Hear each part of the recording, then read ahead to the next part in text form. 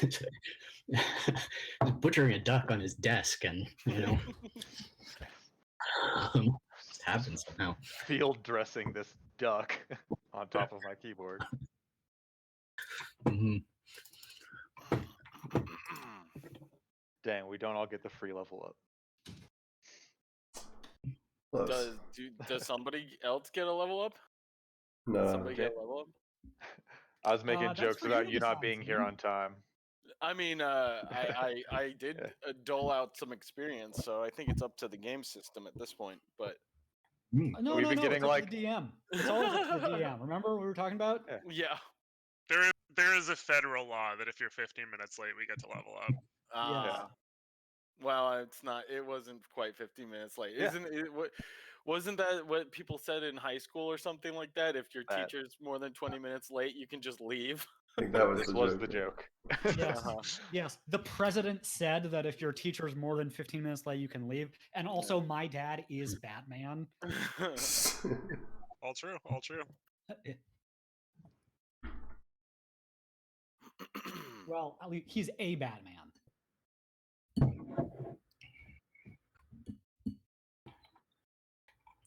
So are all spillages contained? Yeah. Okay. I decided to go with tea, so I'm bobbing my tea bag if you'll give me a moment. Is everybody pretty much ready to go? Yarp. Hell yeah. So had we just exhumed a corpse or what?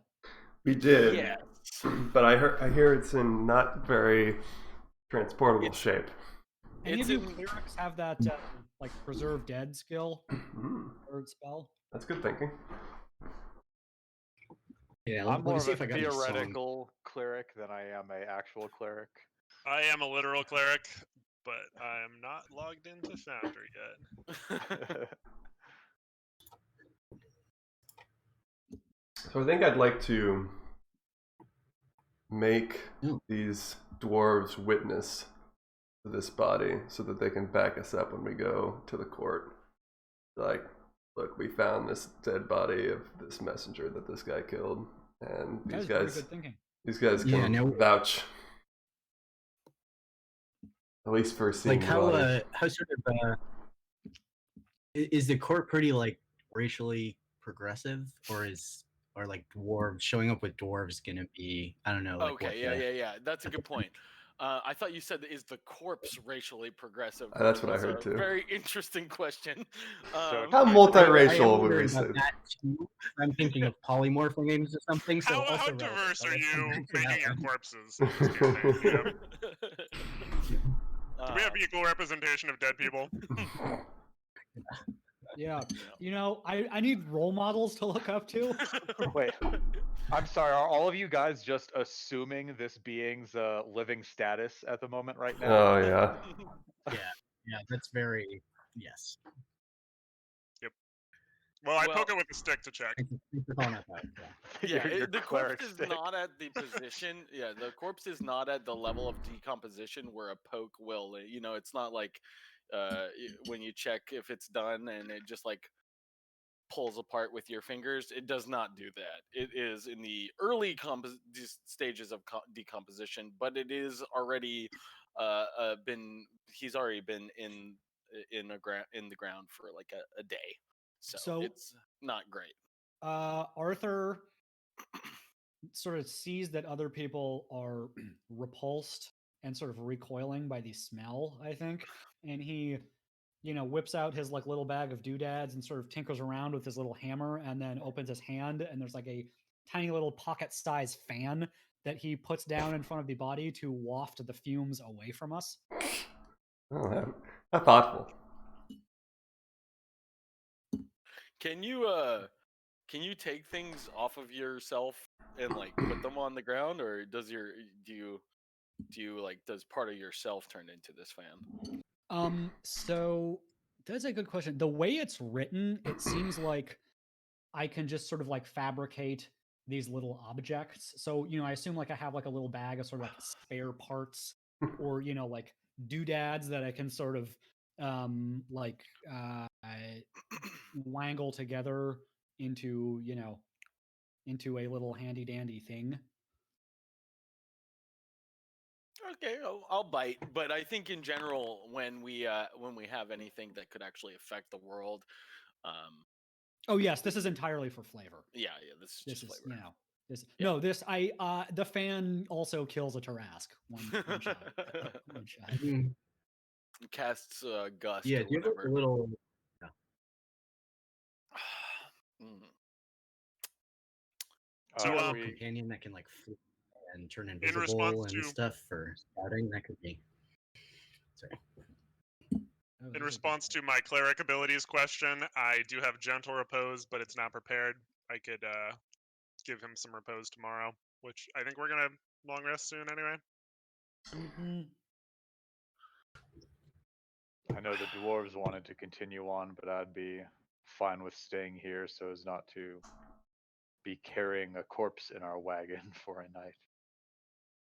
Yeah, I'd like to. Have the dwarves departed yet, or can I? I think they should stick No, with us. They're right over there. Yeah, no motion has happened, but their idea was to travel as a group to at least until Okay, the cool. foothills, which probably are pretty soon. Cool. Well, I'll let them know that we're planning on. We gotta rest for the night. Also, Or- if we want to grind rats all night, I can cast Speak with the Dead in 1 level. I had mentioned something about perhaps not camping right here, but if we traveled for maybe, another hour or something, Yeah. so as to not be at the scene of whatever this is. So, you have there are a couple of people of interest that are here right now. You have the conspirators, Barty, who has regained consciousness, and your previous captive. I don't know if you guys want to bug these guys and try to figure out what's going on or what the level of communication has been or whatever.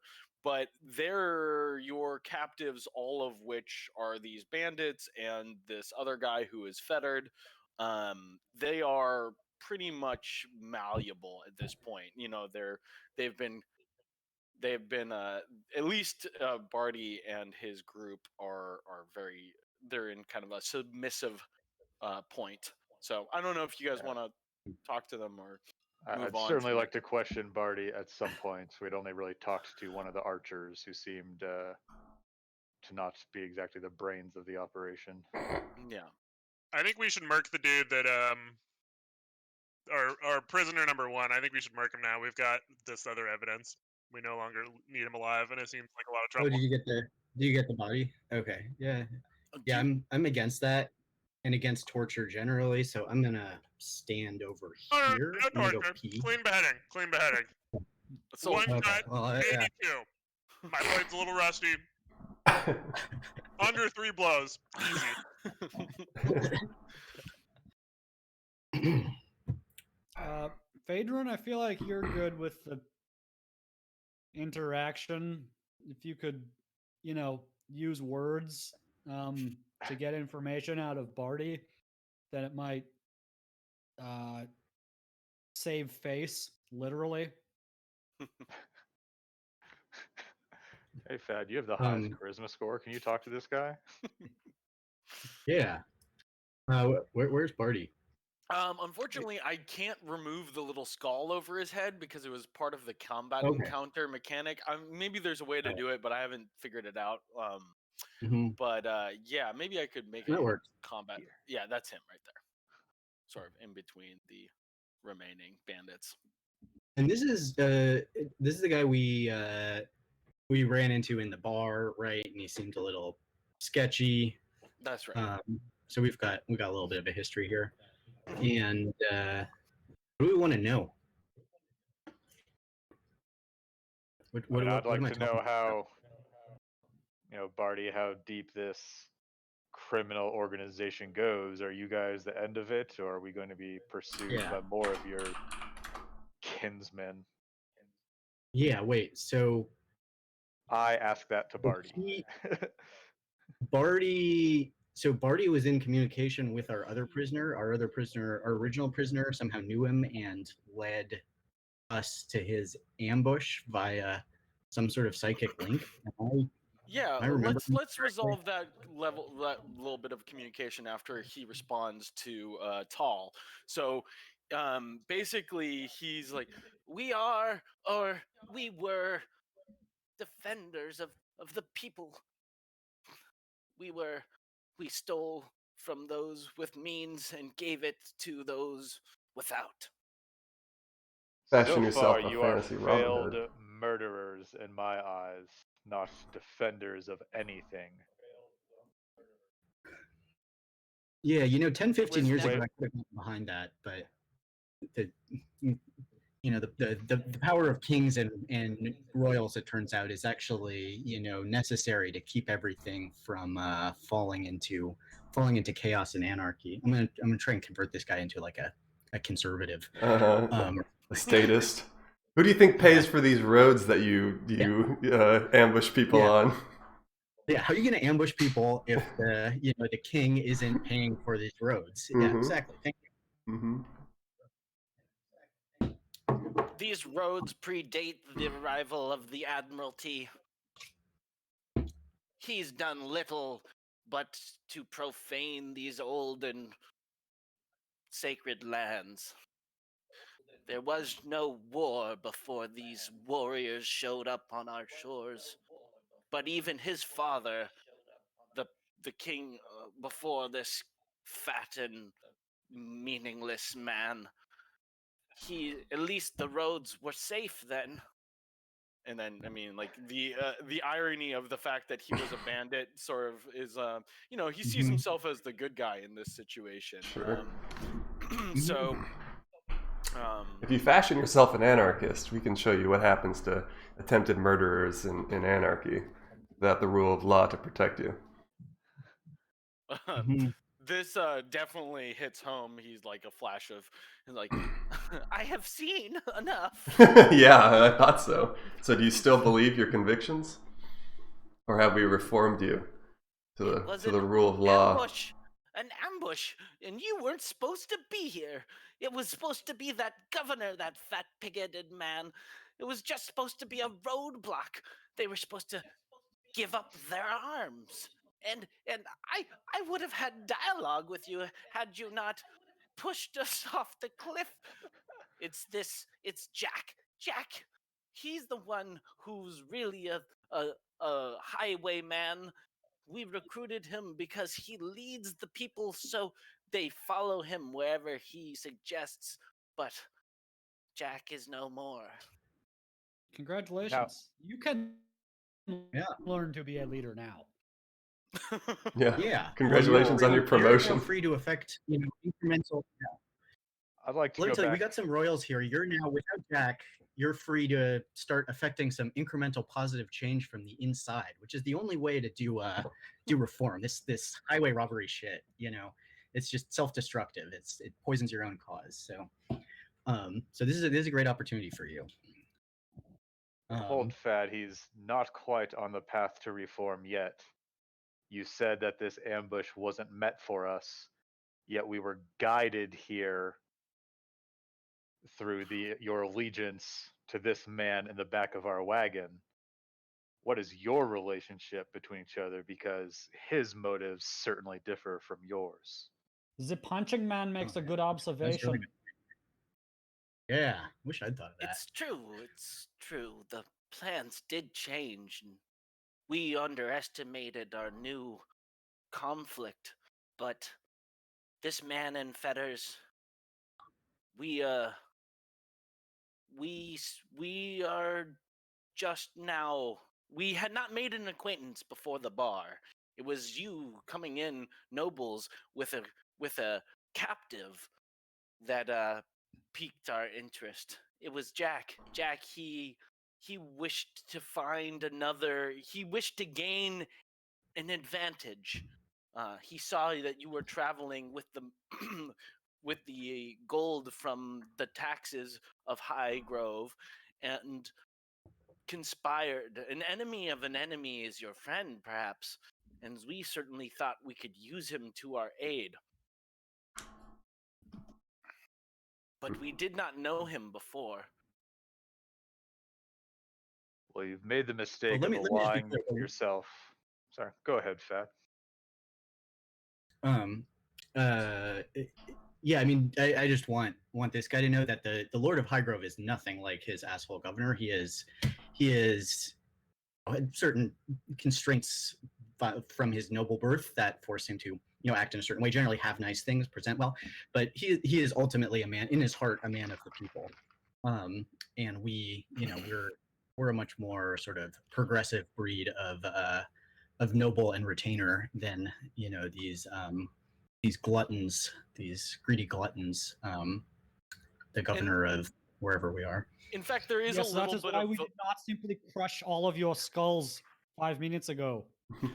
there is actually a lot of validity of what you just said, because it is in fact the admiralty who instated this governor to lord over the your kind of being. He's a middleman between the lord, but he is a representative of this other government, and your family, the Barrows, existed from before the admiralty took charge. So there is some fealty amongst small folk towards the Lord Barrows, but when you mention mercy, this is also something that Barty is like, oh, you did show us mercy in the end, and it was by your right to inflict the pain that you did on us.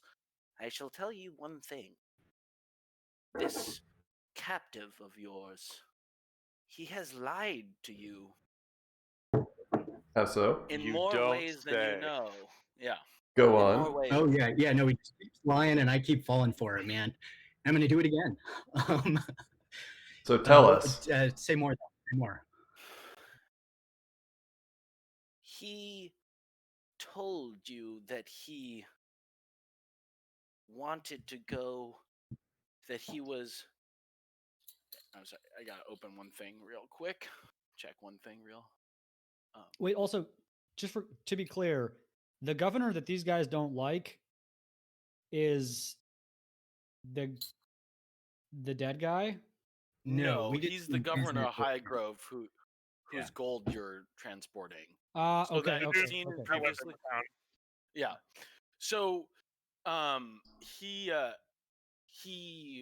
wished for us, having led you into this trap, to give him a horse so he may make his way first to Miller's Fork and then down to the south. And do The what? entire Pray rest tell. of the island is to the south. Like, you'll have to be more specific. What did he want to do there? He is not a field. He may be lying to us, but it is not Blackwater which he is trying to return to. So then, what is his interest here? I overheard him telling you he was a man of the Blackwaters. But he's not. He may not be, in fact. Or there is an alliance between the noble houses. It seems to me he was heading back down to the past Bull's Run. So what you're telling us is that we know that this guy is responsible for the attack on our keep and our homestead and our domain, and he claimed to be from Blackwater, but what you're saying is that the conspiracy involves multiple houses. Is that what you're saying? I do not know any more than that, but he is headed to the realm of the Lionhorn family, the lords of Bull's Run. He did not say as much in perfect language, but it was not his intention to go back to Blackwater at all.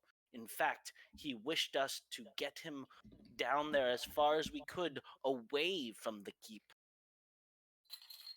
This is indeed valuable information, Barty. You are proving that that revitalizing you was a worthwhile endeavor. I will live another day. What is your relation to this man? He was a new complication in an old plan. we were to relieve the folk of their taxes with as few casualties as possible. And we thought by setting an ambush and knowing your path that we could find a place of advantage. It just so happened that he was leading you into the ravine. Ah, yes, advantage is very good. You get the 2 dice instead of 1. Okay, so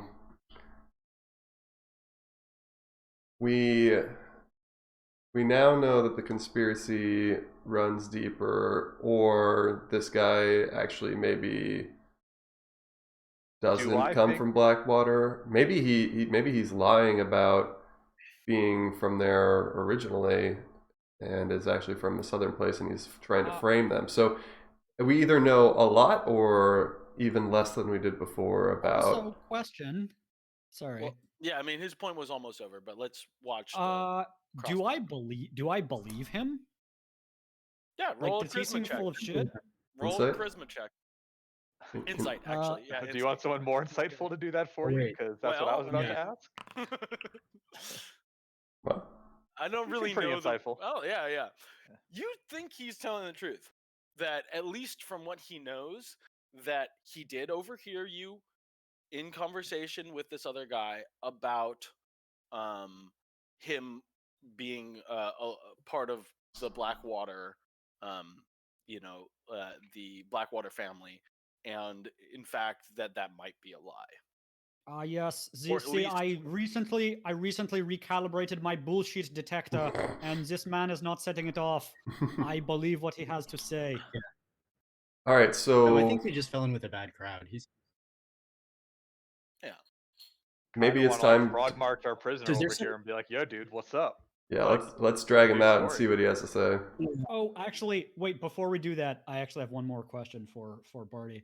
Barty, this unfortunate fellow we dug up from the hole there, yeah, you don't know anything about how he ended up there? You did not see this happen or know this fellow? This is all just a coincidence that the ambush point is at the same location as this murder. I mean, it is highly convenient and I appreciate it very much, but I just want to make sure. Mhm. It seems that this spot being between a ravine, it is a good place for an ambush. The Mhm. messenger was ambushed here first. Mhm. It was only, we thought maybe to move our spot, but it is as convenient as any other, and it is deep in the mountain.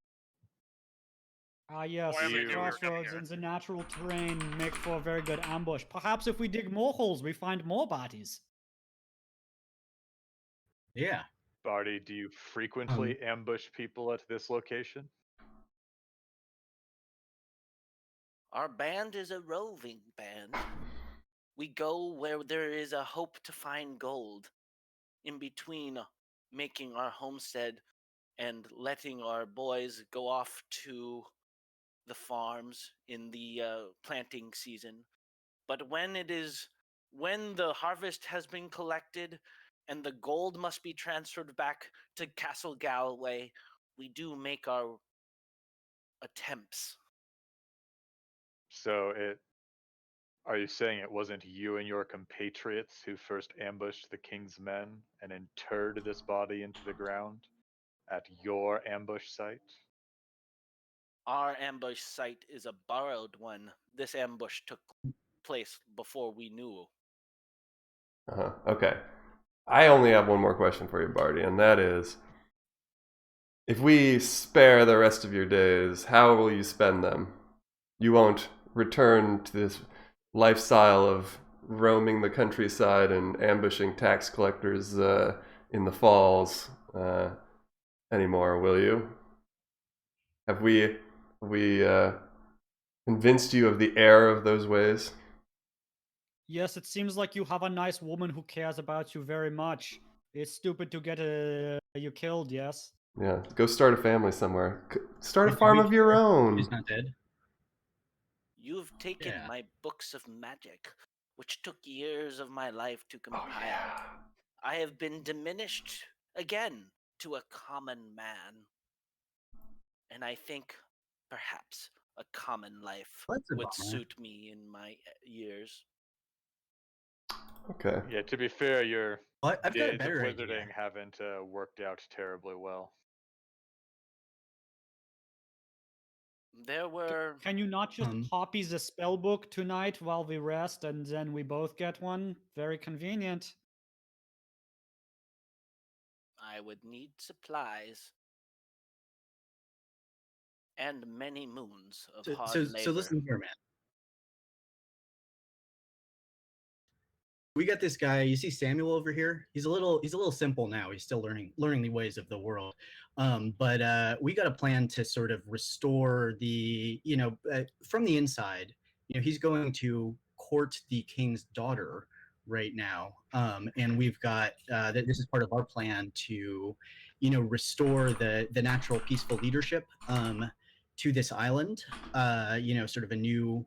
It's still going to be under the current throne, but men like the Barrows, not like the governor, will rule this place going forward. But it seems like there are elements, there are major elements at work against us. So we're, maybe would you consider lending your considerable skills and possibly connections to a cause that's actually likely to succeed rather than just sort of leeching off the corrupt, what you're doing now, which is just trying to leech off the corrupt leadership while not actually affecting any kind of fundamental change. Does that make sense? What do you say? Charisma roll. Charisma check, please. Are you suggesting employing this man as like the Barrows court magician? Well, guidance. Okay, guidance is applied. Please roll with advantage. Wait. Is that how it works? With a D4. Yeah, a D4 plus. Yeah, a D4. I hate to be the like you didn't give us homework kid, but it's just a D4. Yeah. In this case, D4 better than advantage. Yeah. Okay, roll a D4. I guess it's Matt or who rolls? Yeah. Well, okay. Hold on. I think I have actually a thing I can do. What? Okay. Do I? Hold on. No. Okay. Never mind. I think I have to use Bardic Inspiration beforehand. Never mind. But 18. That's pretty good, 18's right? pretty sufficient. Yeah. I mean, like these are. You see him mulling around this idea in his head that there actually could be a change in leadership. Everybody is pretty down on the king, who's King Ethelbrand of Galloway. He's not particularly well liked, and in his later years, he's becoming more and more aggressive towards the peasantry. So he is considering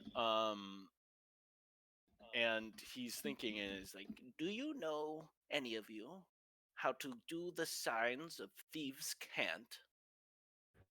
I say yes. I think Eliza. Talon glances at Eliza. I say yes in thieves' do you cant. say yes, or do you respond yes in the thieves' cant? You say yes and thieves can't. I know that one. Okay, so Barty, Shaka, bruh. Okay, so Barty looks at you and says, "Well, I suppose we do have some sympathizers at court. Perhaps in higher places than you might imagine. They might render you aid if you know our symbols. And then we have a network of spies in the castle amongst some of the servants. And more." And, he shows you a couple of fucking sick-ass Naruto poses. He flashes you some signs. From your experience with Thieves' Cant, you kind of understand some of their basic meanings even without really being told. But it's basically identifiers to show that you are part of the order of these, underground kind of Robin Hood types. So add to your, journal or notes that you have the ability to communicate that you are an ally of the small folk and perhaps an enemy of the king to your list of abilities. Okay. I don't see a place for that, but I mean, will just make a note note it, somehow. to yourself. I'm trying to use the journal entries portion to start taking notes again because I just like stopped for half a year. Oh, right. Yeah. Does this organization have a name? I like little people. That's nice. Yeah. Yeah. Why not? The little people. The little people. Wait, but they're not dwarves? No. Okay. So Yeah, this is maybe gonna it's get, they're not dwarves Not or that halflings or gnome. This is gonna get Yeah. real confusing. Tiny place. maybe it's Also, we do still have that Google Doc for notes. Oh yeah. Yes. I did not update it after the last session, but I just wrote a couple things in it. So the sort of native inhabitants of this island, are they kind of chummy with the dwarves? Are they, as fellow natives, they like each other, or the dwarves Do a are just history sort check. of their own thing? Do a history check. Sweet.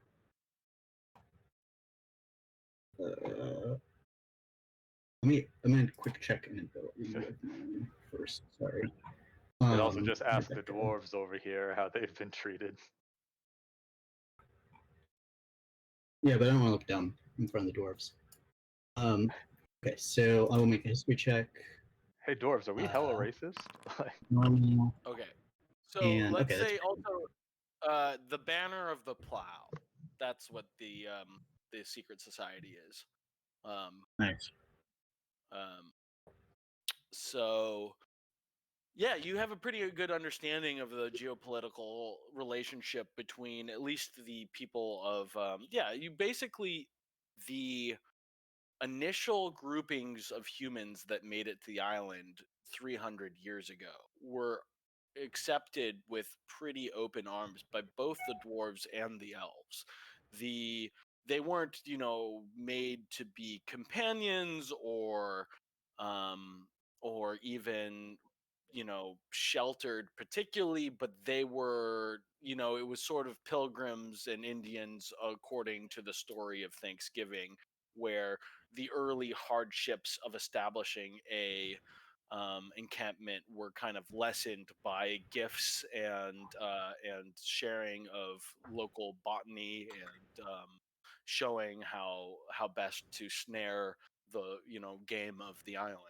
So it was not particular. It wasn't like, but since then, because of how fast humans multiply, almost primarily, these relations have been severely tarnished. And also, when the Admiralty came, there were some dwarves who even within your own family took in some people for partially to protect them from this new invading force.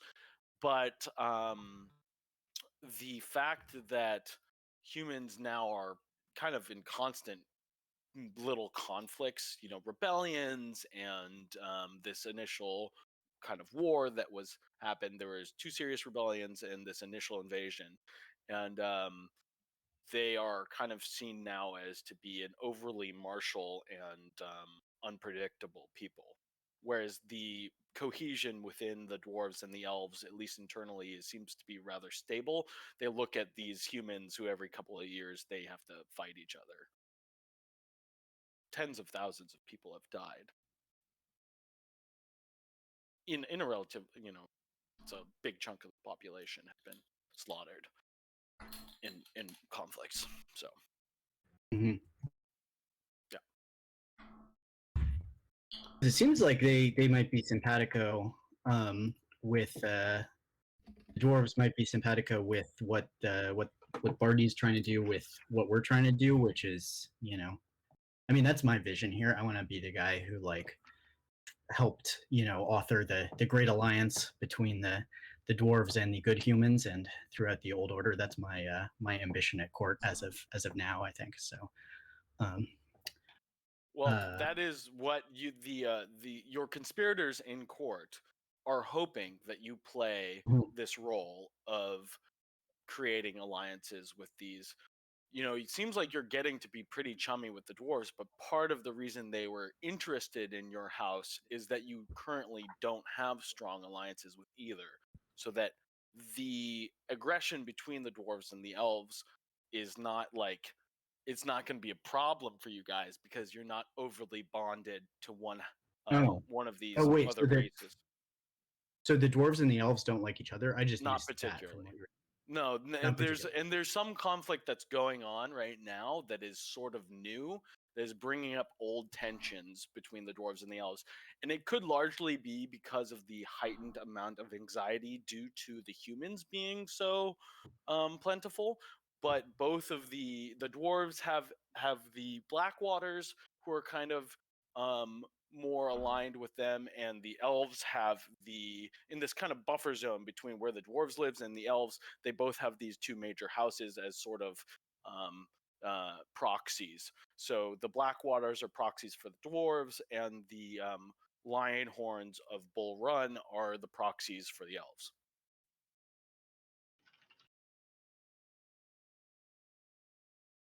I would like to cast Zone of Truth. Just now? Should Would we? you like to have your line of questioning lined up first? No. Yeah, can I we was get gonna all the ask- prisoners, sort of put them all together? Yes. Should we get the other prisoner and bring him Yeah, into these I zone would of like truth? the other prisoner primarily to be in the zone, but this guy is fine also. Yeah. And maybe we can tell the dwarves there are snacks there or something, so they're in they end up in the zone of truth too. Everybody in the just in case. 15-foot circle. I mean, it is kind of like Yeah. I don't know what the political ramifications of casting Zone of Truth are on noble dwarves. I wouldn't necessarily like to I'd to make a recommend hostile act like against that. it. Okay. I mean, we could try and hit them Team with like building exercise. in our culture, we all cast Zone of Truth and then smoke a bunch of weed and talk about our childhoods. That's how we become friends. Yeah. But It is a little bit like being bit of hooked a up. gambit.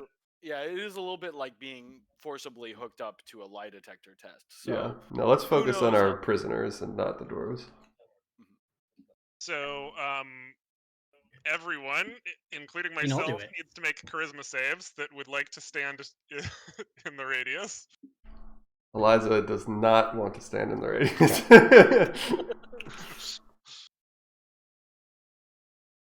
I have failed to save my own spell. Oh, that's no. fine, because I'm generally pretty no bullshit anyway. Okay. What passes? DC 14. Yeah. Oh, maybe I'm not supposed to know Oh that. God. We can't have Okay, the so I'm gonna interrogator failing a use charisma save. I mean, Actually, it's maybe it'll if be he's funnier asked if I anything. fail it. Wait, No. I Actually, can. good. If I'm hold like, on. I will kill you if you don't fucking tell me. And he knows that I'm under the effect of the spell, then, you know. So, Phaedron, you rolled an 18 on that. I did? Oh. Yes, Oh, because I flash of genius. I can fix my own roll, but I thought it might be funnier if I did not. Yeah, okay, learn yeah. something about his character. God forbid. No, it's fine. It's fine. Yeah, it's not like I don't talk enough already. Yeah. Let's see. So your prisoner, I can bring him out just so we have an icon for him. Bring him out. Bring him Bring out. him Bring out, him bring out. him out. It's hard to yell when the barrel's in your mouth. Where is? I thought he was in bat. All the NPC dope boys pop, yelling. messengers. Okay, here we go. A lead messenger. There he is. Prisoners do on their saves. Oh, I have to make him save. My bad. I need to do things. Okay. So it's Constitution Charisma saving throw. And you might Patty. not want to tell us. No, he has to tell us. He has to tell us? Well, he has to Ooh. tell me. You have He to tell- has. He got a crit fail for Did he 3. pump? Cool. Do you want Barty and the rest to also do this? Yeah, Wait, I'd like you said Barty to save. He crit failed, Yes, the captain. so he immediately just admits to pooping himself. yeah. Yeah. Can confirm he has soiled his britches. Without even asking. Yeah. I would like to volunteer this information. Barty also failed. Not quite as serious as a fail, but yeah, also failed. And Right. he admits to pooping Barty, himself. any of that not stuff you just told us, bullshit.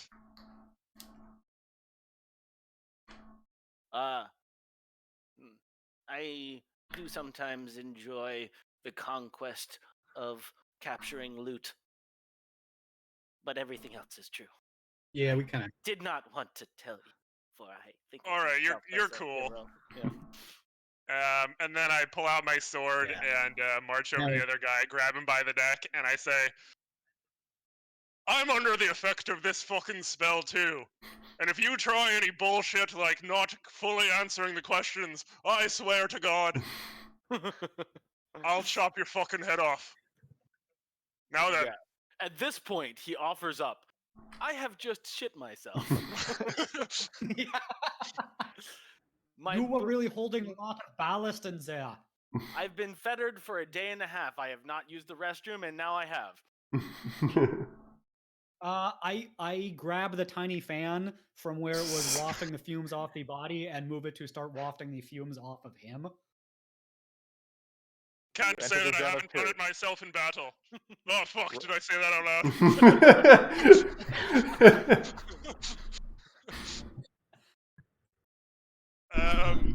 Right.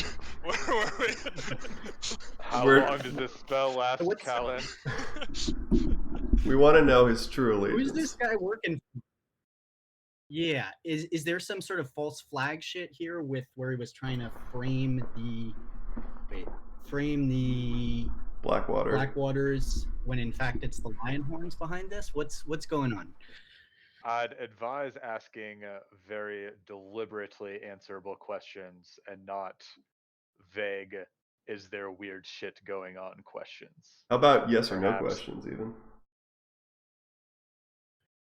As Are you long as working they for are the phrased Lionhorns? without wiggle room. Yeah. Are you They are my liege, yes. Were you trying to frame and your were you- murderous actions? I'm not in the zone, but this is what I would ask if I were Yeah, Callan. I could probably You're position it 15 such feet that away. you are not in the thing and you could yell through it, Uh-huh. right? Like if he's on the edge of the chrono, Yeah. I You're- think you can ask doctoring questions from into like it. right here.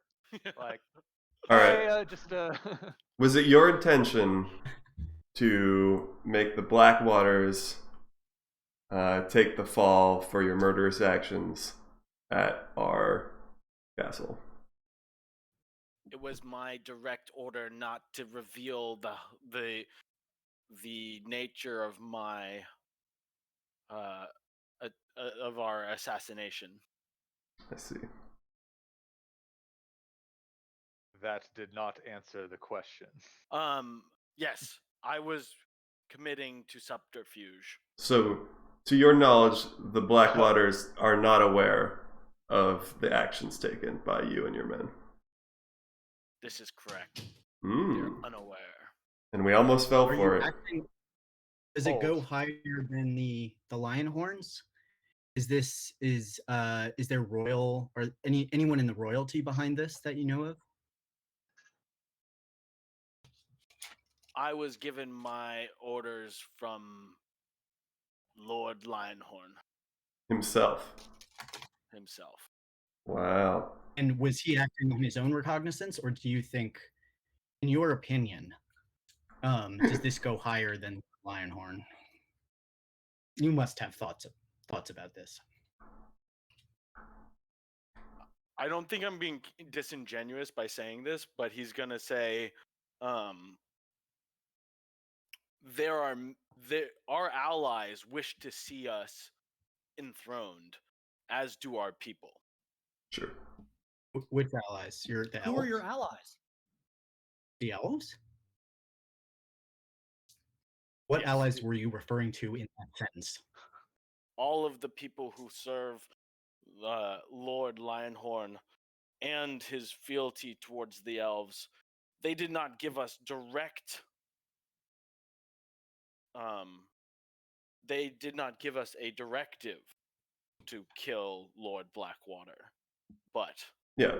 they may not object. This all checks out. Allies generally want allies to succeed. That's not surprising. So to know who the allies are is more valuable. And so what you're saying is the elves are allied with the what are they called again? The something horns? The Lionhorns. Lionhorns. Lionhorns of Bull Run are the proxies of the elves amongst the humans. So the Lions of I'm Bull taking these Run are notes the down. fantasy Lannisters right now. Yeah. And they just that exact sentence wrote down actually in the shared. I missed that, sorry.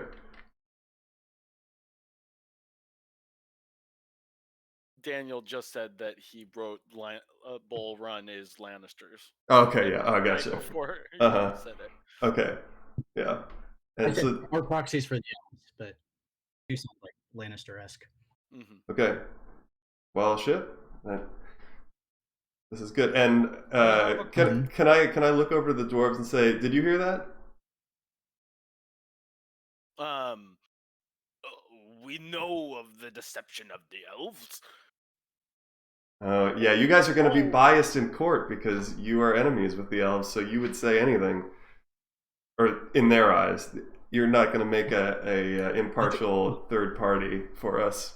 Shit. Well, all elves are tricksters in their very nature. Yeah, you're not helping your They case use there. glamour and magic to change their appearance. They Mhm. consort with yes. trees. Yeah. Okay. Like- Sorry. Like the glamour. Oh fuck! Did I say that out loud again? You ever considered? What did you say? I'm sorry, I missed it. Well, I actually quite like the glamour. We are learning so much about you. I am taking extensive notes. I guess it is like the dwarven phrase you have. You cannot trust the skinny ones, yeah? All long legs are not to be trusted. Stout. Honesty is stout in nature. I mean, honestly, I don't. I look down at my legs and then look at the dwarves Not and as, ask, not as attractive. do these legs exceed the length of trustworthiness that you have determined? The dwarves are not the subject of our interrogation at the moment. Perhaps leg length measuring can wait till after. You But- see, Put away my you see tape measure. Fenric. Yeah, you see Fenric, the one who's sort of interested in you. He's like, yeah, he's definitely checking you out. Uh-huh. Well, I don't. I will personally turn don't to know. Okay, one at a time. I was just gonna say I personally feel like we have gotten a wealth of information, and I'm not sure what other questions I would ask anyone. But if you do have any, I'd love to hear them. So I sort of feel similarly, which is why I will maybe ask one of the final questions of the murderous, the non-compliant captive, which is, are you familiar? You have told us a lot here, much useful information. Are you familiar with the phrase, I believe, snitches get stitches? And I will gesture at Kalen. Wait, no, we want him snitching. Is He there? does not Actually, have the choice, I do no, have a he's, question for him, which is what. Mhm. Yeah, it's fine. It's fine. Go ahead. Is what's waiting for us at court and on the road to court that he knows of? Good question. Are there sort of sympathetic factions within royalty or at the capital who are gonna, are there other parts of conspiracy that are gonna click into effect once we get there? Any further plots planned What that he does knows? he know of court? Of course, in a court, there are representatives from every major capital and spies and even some, what is it called when you're a hostage, but basically when you adopt somebody's kid so they don't fucking rebel against you. Forget what that's called. But yeah, Like there's all sorts of wards or something. yeah. There are wards and spies and people from our court who often go and entertain the king. But I was not part of any other plot. So we know I was that. supposed to kill the old man and maybe the son, and that was to stop you from making it to the court. Your funeral rites would delay you to the point where you would not be available for the competition ahead. And you got these instructions directly from Lord Lion, whatever Horn. Lannister, Lionhorn. The Lord, his son will be joining you, but I do not know if he will be there at court. But he is the one who gave me this instruction. This is more of just a curiosity question, but is there anything about our house that made it the target of your plot? Is there something special about us? Do you know if Lord Lionheart tried to do this to anyone who might get in his way, or does he fear us specifically? He fears you specifically. There was many letters sent out at the time of the invitation's release, but not one bird was sent, but several. We had archers outside the castle, and they shot down one of the messenger birds. It is common to have multiple birds fly in order for the message to receive it to its target, and we intercepted one. We saw the letter of the conspiracy from the advisors to your court. We know that you are favored in their eyes and wanted to level the playing field. I see. The princess finds our Samuel most appealing. Favored by the princess? No. Yeah, you hear that, Sam? By conspirators. Conspirators favored by the. What did I say? Well, maybe I misunderstood. Wait, so what is? There are conspirators in court who initially gave you guys the summons, which basically said,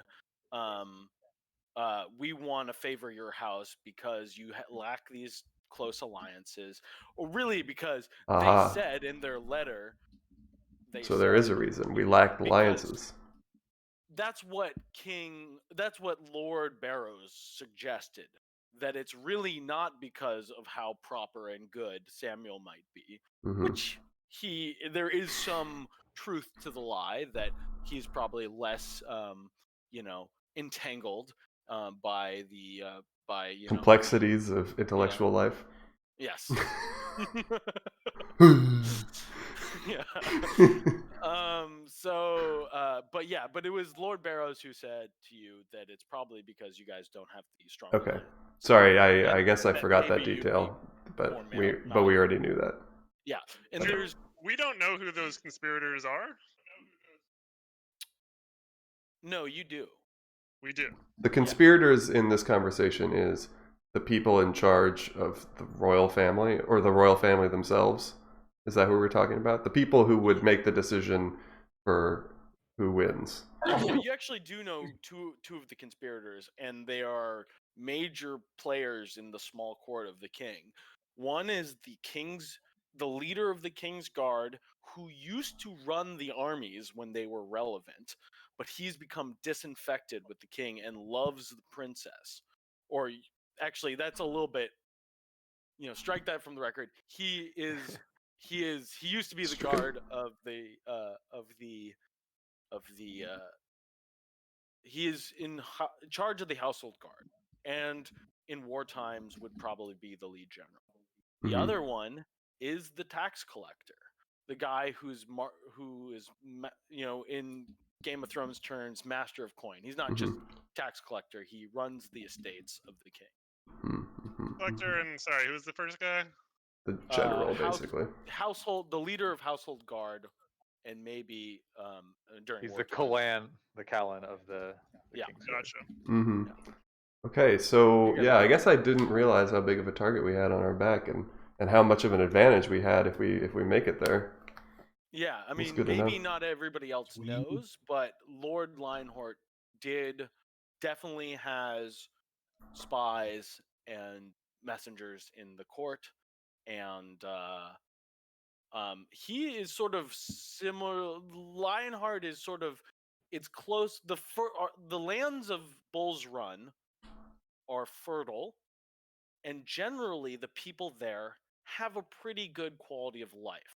So, amongst the small folk, he is probably up there in terms of being favored. Wait, you say small folk? Yeah, small folk is not dwarves. The village Sorry. people. Yeah. So the village people. So the people that these bandits claim their allegiance to, the secret society of people who are looking out for the little man. That's what you're talking about, right? No, not particularly. What I'm saying is, amongst his own peasantry, he is well liked. Sorry, I should say that. His own peasantry. Okay. Yes, Gotcha. and in the eyes of the realm, he's probably pretty favored because he supplies food to a lot of people. Now there are these coastal areas even past his territory. If you look at the map of Denal, in Carrymire and Harmony, those also are fertile lands, but they are not really attached to his land. They are attached to Castle Galway, even though they're sort of far away. Galway Lake and that whole bottom right section of the map is sort of Galway land, and in West Gaul is sort of the start of Bull Run's land. So Gotcha. Vael's Glade and West Gaul and Bull's Run are all part of one little fiefdom. Okay, and I'm sorry if I'm dominating questions, everyone, but I just really want to understand all this lore. So Bull's Run is the homeland of the Lionhorns, right? Yes. Okay, thank you. And, so and what you were just saying then is that the people of the Lionhorns domain strongly support their candidate for princedom because of how good of a provider he is what you're saying. Yes, and in court, there are those who might, if they aren't particularly allied to one person or another, they might favor the Lionhorns because they've got big open plains that are fertile for food, and these open plains again breed horsemen, so food and lots of and mounted knights come from Bull's Run. Okay, so generally a commoners look favorably on the Lionhorns and so they've got like a strong backing, what you're saying, across the land. Yes. Cool. Okay, so there are like main rival. Sorry. Yeah, I mean, you do have some rivalries with the Blackwaters as well, and they might be more acute in some ways. But in this contest to win the queen, to win the princess, they might be the most threatening. Cool. And the Lord of Bull Run, Lord Lionhorn. What sort of man is he? Is he a good man? Is he a reasonable man, or is he a warmonger? Who are you asking? I'm asking the truth-zoned assassin of his.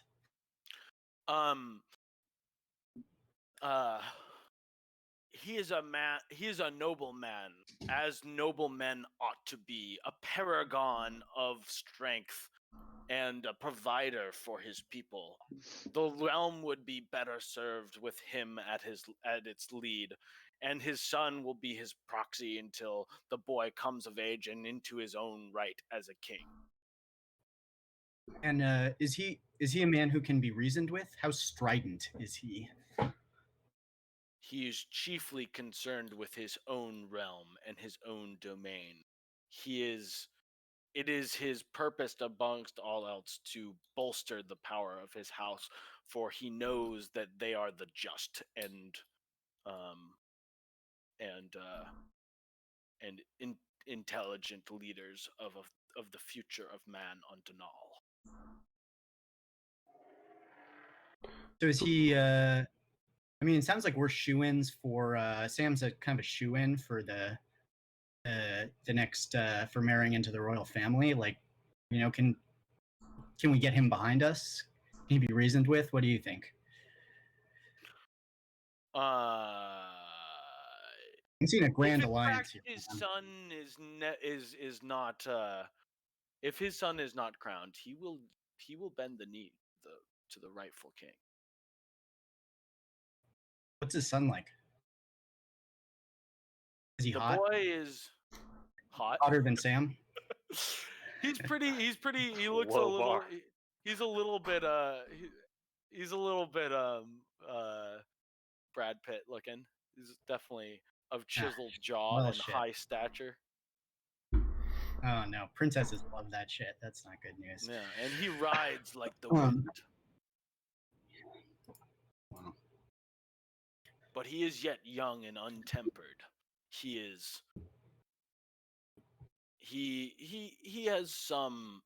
He is not as brash as some. He was born in the main. He was brought up amongst the. He was brought up on with. He's exposed to like cattle raising and horse raising, and some of this changed his countenance in order to show kindness. Okay, I have but one more question Well, for this guy. sounds like He is a stallion, and will, like. well, it sounds like a fuck boy, whereas our man Sam is more like marriage material. Oh, so I think definitely. we're husband material. Yeah, fuck, marry, kill. Yeah. Fuck Lordhorn or Lionhorn, marry Samuel, kill Blackwater, I guess. No, okay, but in seriousness, my last question for Conspirator in the Truth Zone is, I think it's my last question. We'll see. Is your willingness to carry out the plot given to you by Lord Lionhorn? Was your willingness motivated by his payment, or do you have a strong conviction and belief that in the best outcome for the realm being the success of the son of Lionhorn? He laughs a little bit, which is kind of surprising. I guess it's it's the truthful thing that he feels, but he's like, why can it not be both? That's an answer too. I appreciate that. Okay. And he's like, I was once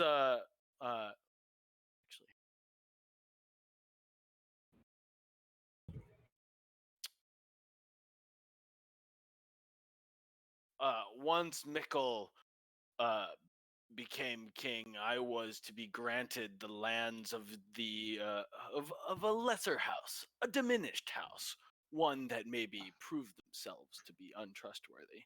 I wonder what house that could be. Mm-hmm. I can't think of any.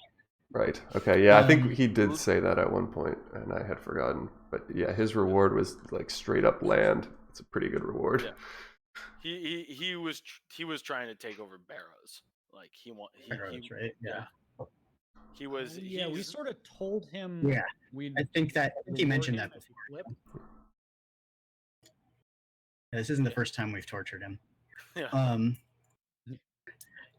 So if we send him back as a wait a second here. Are we meta question? Are we cool to continue on this sort of lore thing here? Do we want to move on? How are people feeling? I feel like we've gotten so much information, but also on the other hand, we might eventually like just end up talking in circles, or like just end up capitalizing on Sam's willingness to tell us everything about the world that he created in the form of questioning this guy. So I don't want to exploit that either. I mean, this is the first time we've had an opportunity to kind of get out of the this is, you guys are more grounded in this world and you're starting to have more questions. And there's a good bit of lore that is already concrete. So, I mean, it's up to you guys, but this is part of why I wanted to design my own campaign, is so that it wasn't like, there's the big bad guy, like go kill him because he's bad. So like, if if you're into it, We get could do into it video game. I'm sorry, we could do it video game style and just keep asking questions until Sam starts saying the same thing over and over again. I start to ask a question, but I see the Um, words are gray instead of white as I'm saying. Yeah. I'm like, oh, I Oh. already asked that one. Yeah. Yeah. So if we hypothetically, Mr. Hired Killer, if we as a peace offering sent you back to Lord Lionhorn with a, sort of, I'm thinking a message of may the best man win and whatever happens, let's cooperate and stop these schemes. Are you gonna just like set up another ambush, or can you be trusted to deliver that message? On my He's gonna night, set up another ambush. on my knight's honor, I have been bested. This is finally, you see like a change in his idea. Like he was scheming how to try to get out of this whole time. But I believe I would be welcomed back into court. I have a hard time believing that. I feel like you would just be killed for failing your mission and telling us all these things you told us. This is also something that could happen. I will not tell them that I have told you all these things.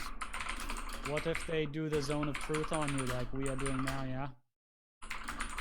Yeah, can we inoculate him against the zone of truth? It would be a surprise to my liege that I would be returning in failure. And he might not. I believe him to be a man that can be reasoned with in times like these. But I cannot say certainly that he would not send me out again. I think the safest option is to bring him with us.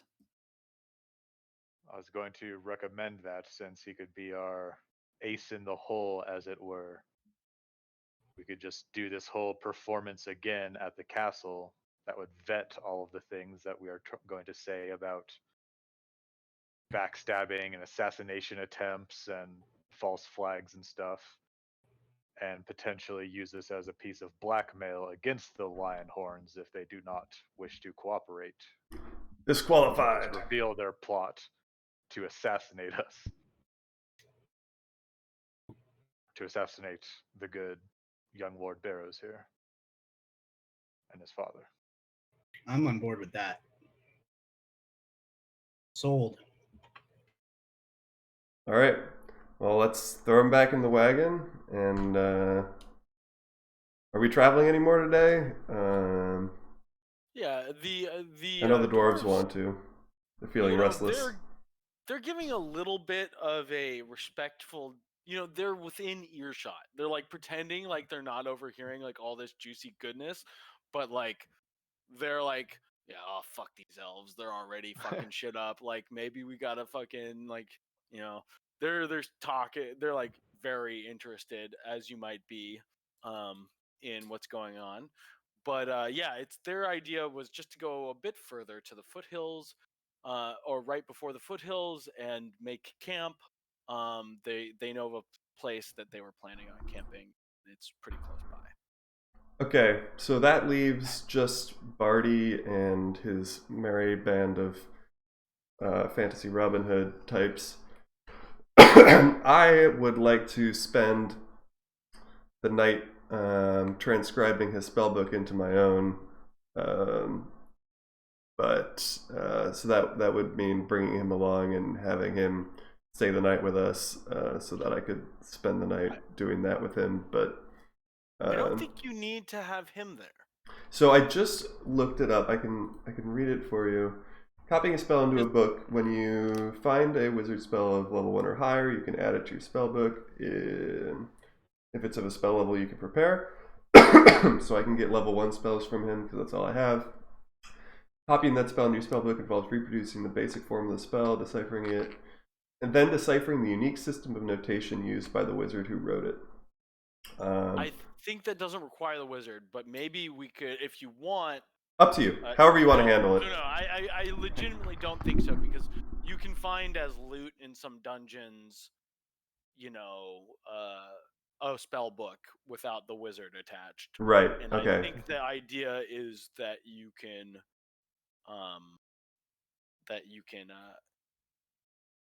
have some Okay. So if we don't need him, then we can cut these guys loose if that's good with everyone else.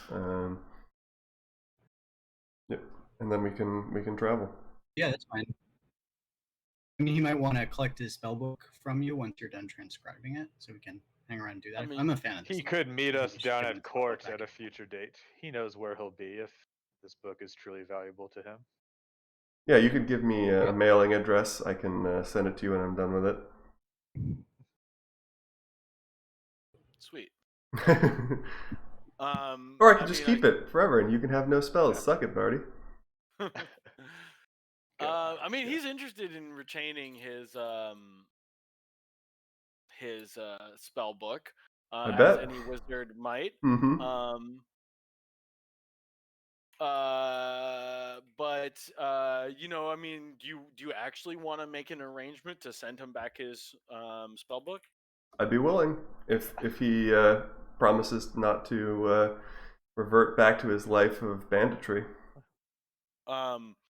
Short of mailing it and having it end up in the wrong hands, as there are quite a few bandits about who waylay traveling packages. Yeah, Perhaps messengers he could cannot be just- trusted.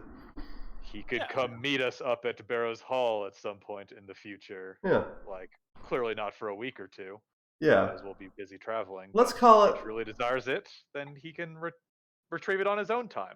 Yeah, let's call it.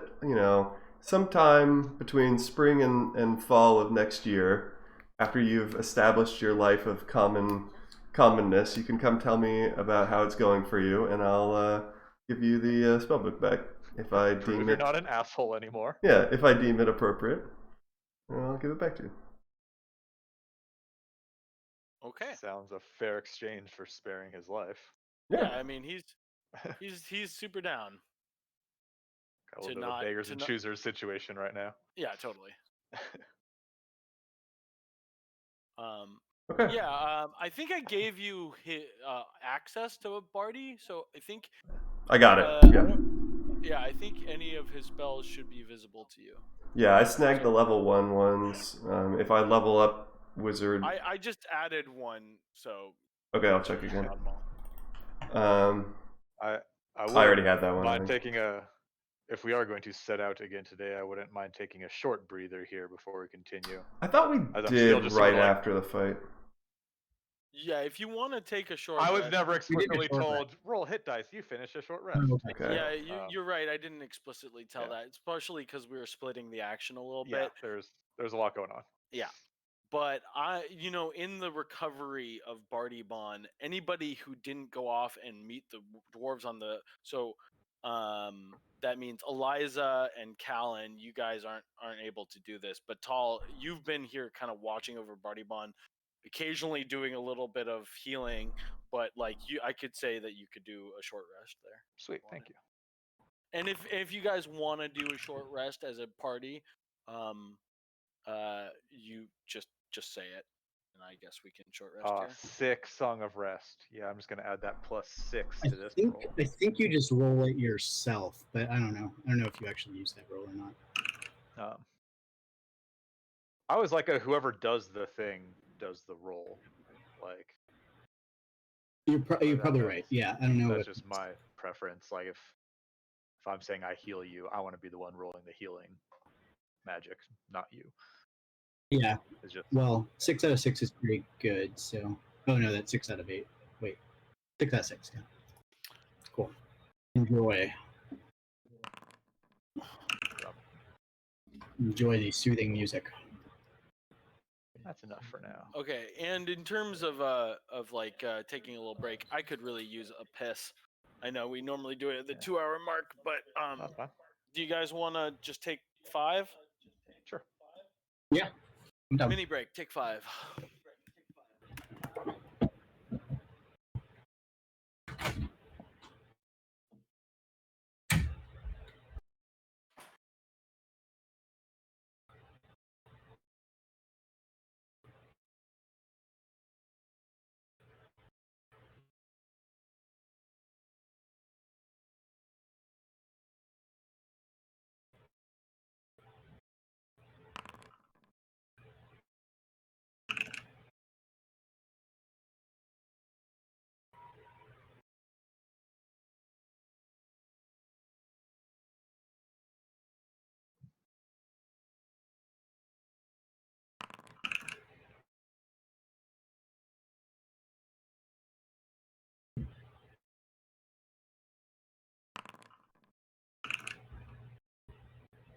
Good enough. 63 HP should be fine.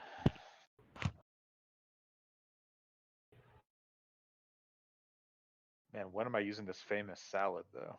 Right?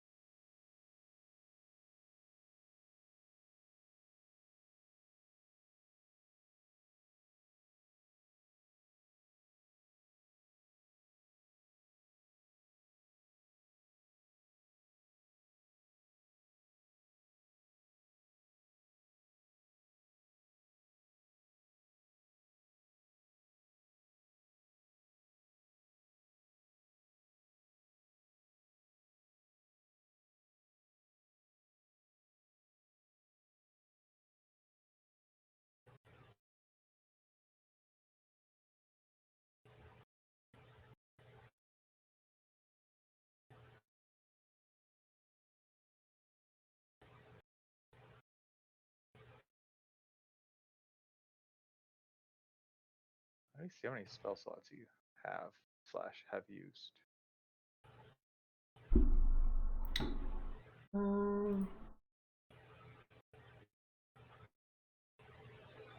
Wow, we got 2 Dungeons and Dragons trivia questions. Totally coincidental.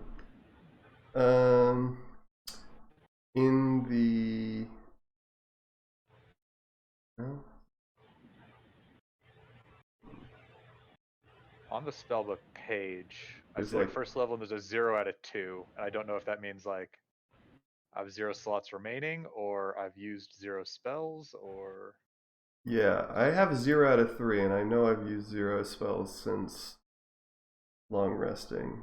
So maybe instead of counting down, it counts up. but when I try to cast it, it says you have no available spell slots to cast this spell. So Okay, so maybe it counts down, and why is Yeah. it at 0 then? I don't know. I've cast 1 then. Maybe it doesn't refresh. Or maybe I didn't use the proper long rest function. Okay, I'll let's keep an eye on it. That's good to know, thank you.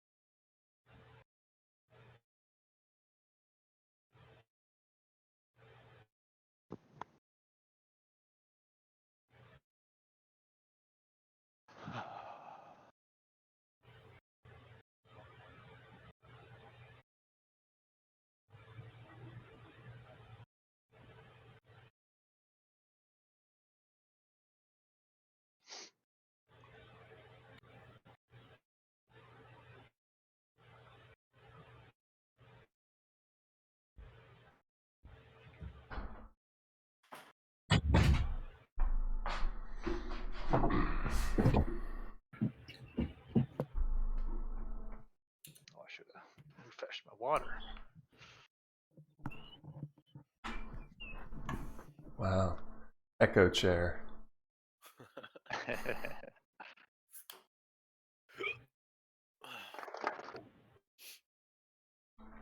Did Matt cover his camera? Doing a little wardrobe change. Just stuck his duck on it. Yeah. As long as it's his duck.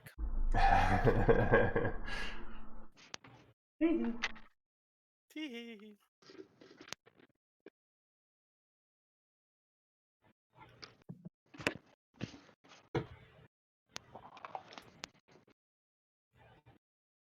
So I have another lore question. Who are the other contenders for the princess's hand? Is there anyone besides the three we've talked about? Those are the major contenders. There might be some minor lords from Harmony, but those houses are mainly vassals to the king. The two Blackwater and Lionhorn are.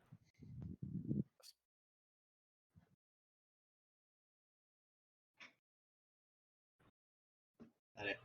Some of your party have some relations to those houses, so not to.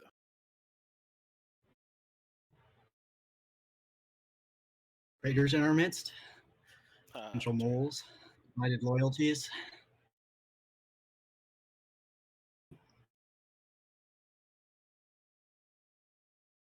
Callan's visibly struggling to shut the fuck up under the effect of the truth spell.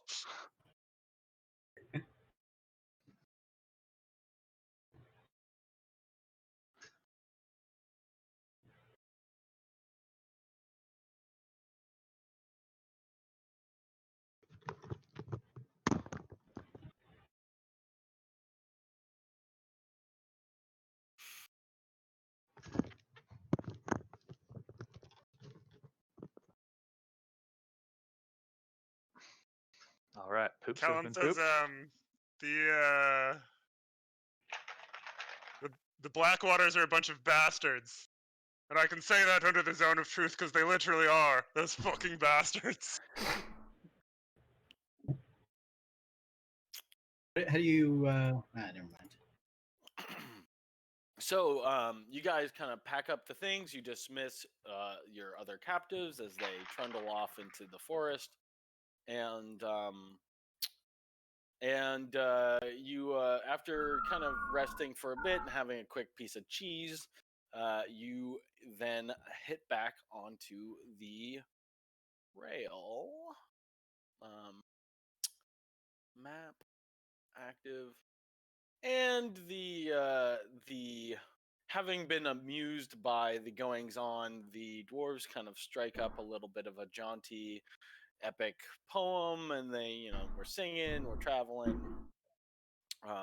Yeah, I don't know if you want to talk to your dwarven companions at all, but Nope, you guys seem have real learned yet? racist. Yeah, I had a lot of conversation today. Yeah. Okay, so you make your way a little bit further along the river before heading up into the buttes. You come to a clearing along the side of the road that looks like it's been used for other occasions. I mean, not for other occasions, but it is a place, a cul-de-sac, where that seems like a great place to make a camp. We do that. I make camp. So yeah, are we all on this new camp zone? Yes. Yep. I'm keeping an eye on Godwig, staring at his lips to see if they're moving So- and making camp. Yeah. Did we take the body with us? Or are we just saying It's in the cart. okay? It's in the cart. So Godwig is kind of now straddling this corpse, which is Yeah. not doing so great. Actually, pretty poetic, really. Yeah. Yeah. He made his bed and now he's sleeping in it. He is So now there's that. sleeping in his bed.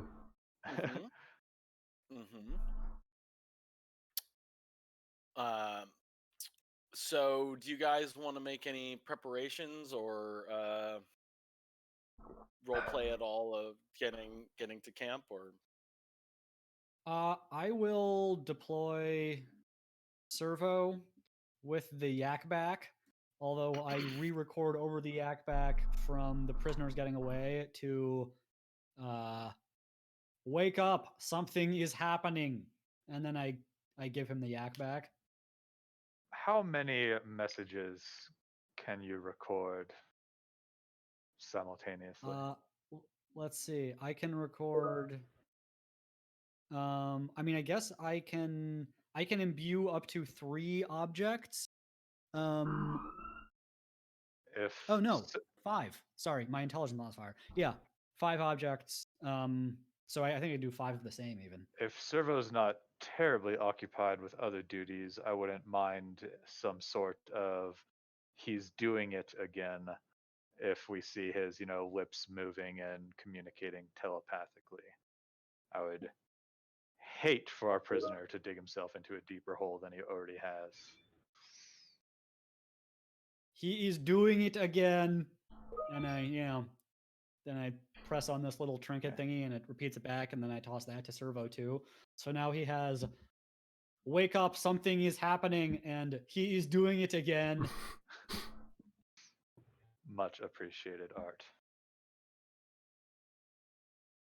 so you guys you've arrived at this camp and you're all you've made this fire to warm yourselves. You've placed your bedding around it in a circle, and the wagon is hitched across the street next to a small well where the horses can receive some can water themselves and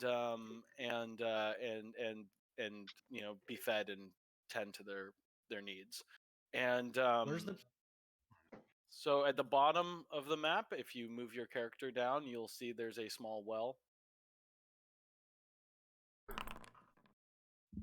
which is why this is a good place to camp. You've got a little fire pit and a well to kind of facilitate any need. And the the dwarves get out a few flagons of ale, and they're kind of having a nice time. I don't think. I think we. I just want to remind you guys that you do have the stone that you found inside of the Goodwind Caverns, which you were originally going to show to the dwarves, but I did want to say something. Reviewing the notes, it looked like the leader of the mining expedition was one Fenric, who is currently with us. So we had heard his name before, we had just forgotten it. Yeah. So if people want to talk about that at all, that's the thing. It's trying to figure out how to roll food and have it consume itself, but You didn't. That I showed the tablet to the dwarves when I first met them, but maybe I think you were about to, but then you had this whole greeting ceremony thing that kind of jumped all over that. I don't think you've actually shown the tablet to them, which is I remember we were talking about it, but we didn't actually have any resolution to that little motion. So you're welcome to do whatever, but I just wanted to remind you that you do have that in your possession. I'm sure a leg measuring contest erupted and you were suitably distracted, Cowan. So, do you go ahead and bring that out? Yeah. Do you do it like this? Look what we have!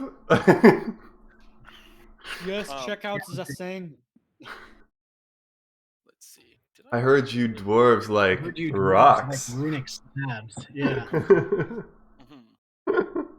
I mean, it came from his expedition party, so I can't imagine he's going to be particularly interested in it if he's already seen it. Well, it was found after they left somebody to continue plumbing the depths, and it was this guy Geldrin who was left there, and he was supposed to return anything that he found to the ship that they took um, from the Stony Valley that landed them at the they did part of their journey over water. So Galdrin was going to return that to the ship, which was going to return to Stony Valley. Well, yeah. Then I'll say to them that I have something that I believe belongs to them, and it is this here piece of rock. If not belongs, is at least of interest. So you take it out, and Fenric perks his head up after biting into a blood sausage, and with a beer mug in hand. He's like, "Oh, yes. Oh, Galdrin did find it. He found it in the caverns. It's Let me see this. Let me see." And you see Moreland, who's sort of obsessed with fires, is tending to the fire, and Classic. he's like, you see, look, the runes. They're. It's almost as if my own notation were being used. It's some combination of dwarven and elvish and common. It's this enigma. We one step closer to finding out the language of the ancient denizens of Denal. And he like pulls out a little eyepiece, which is kind of for examining things closer, and he's just like fully pouring his attention into it, and very excited to receive it. What are you finding out? Well, there is some kind of coalition, an ancient society, some which seems to be of dwarven and, dare I say it, elven, and even the languages of man. They're all here. The combination of which makes this jarbled pigeon, which I can hardly decipher. But this seems to be some kind of stone for control. Yes, control. Control over what? This is what we have been endeavoring to find out. But I think it is your friend here, your metal friend Yeah. here. I think this has something to do with with the automaton, the mechanization of these ancient beings. It's Yeah. not the first time we've come across some the remains of one such as yourself. Do you believe that they played a You guys role used in to the? have, Do you believe that they played a role in the early times in this island?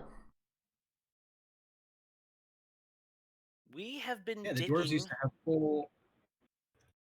Sorry, go ahead. Oh, the dwarves used to have whole armies of metal golems, right? That they had to control via magical means, something forged deep in the mountains. Well, it's hard to say if it was us. Excuse me?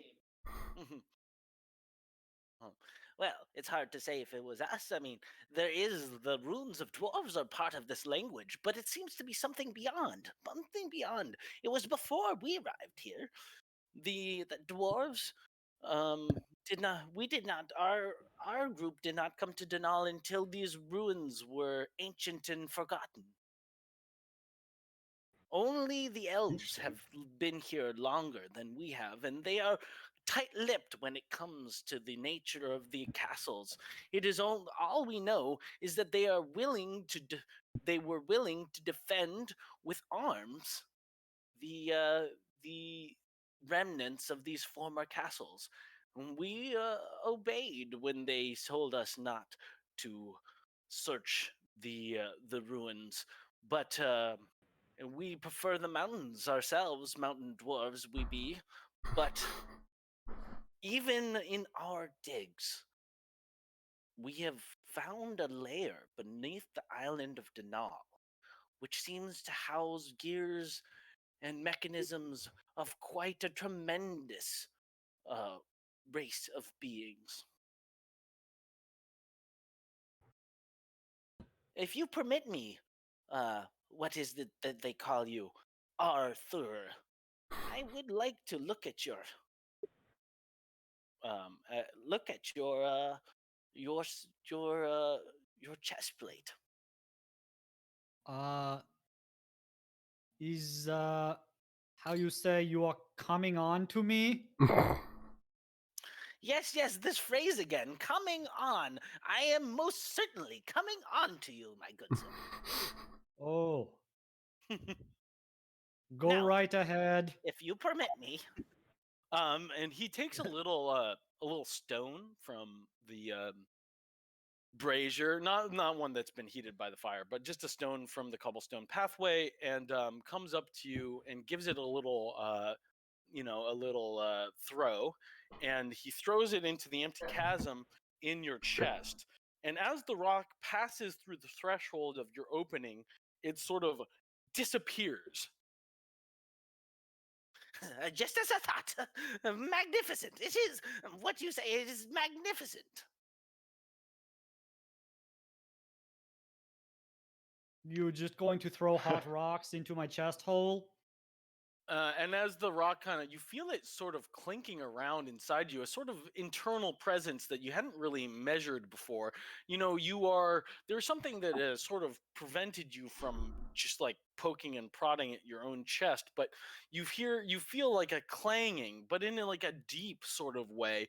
And it seems almost to not be corporeal to yourself. There's like, it does disappear as it enters your like chest cavity in kind of a curious way that might I thought that was just a built-in coin purse.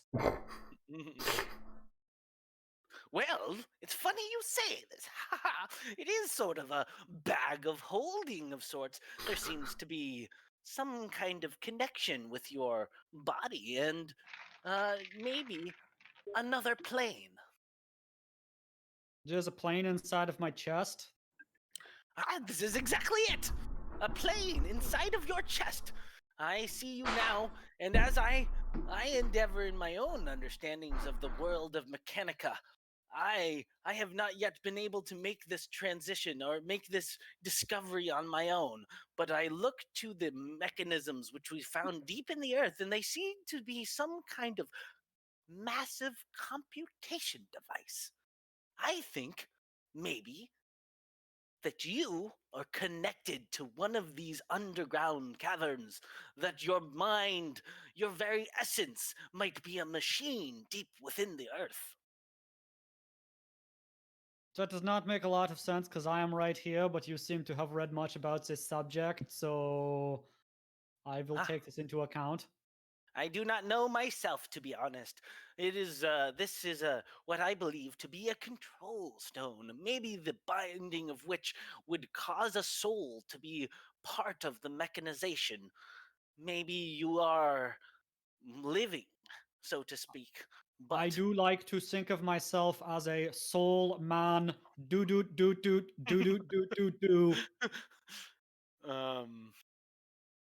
Yes, well, I think we all should hope that we have a soul.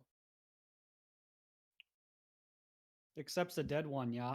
I pointed the cart. Dead, yes, but maybe his soul has departed to another plane.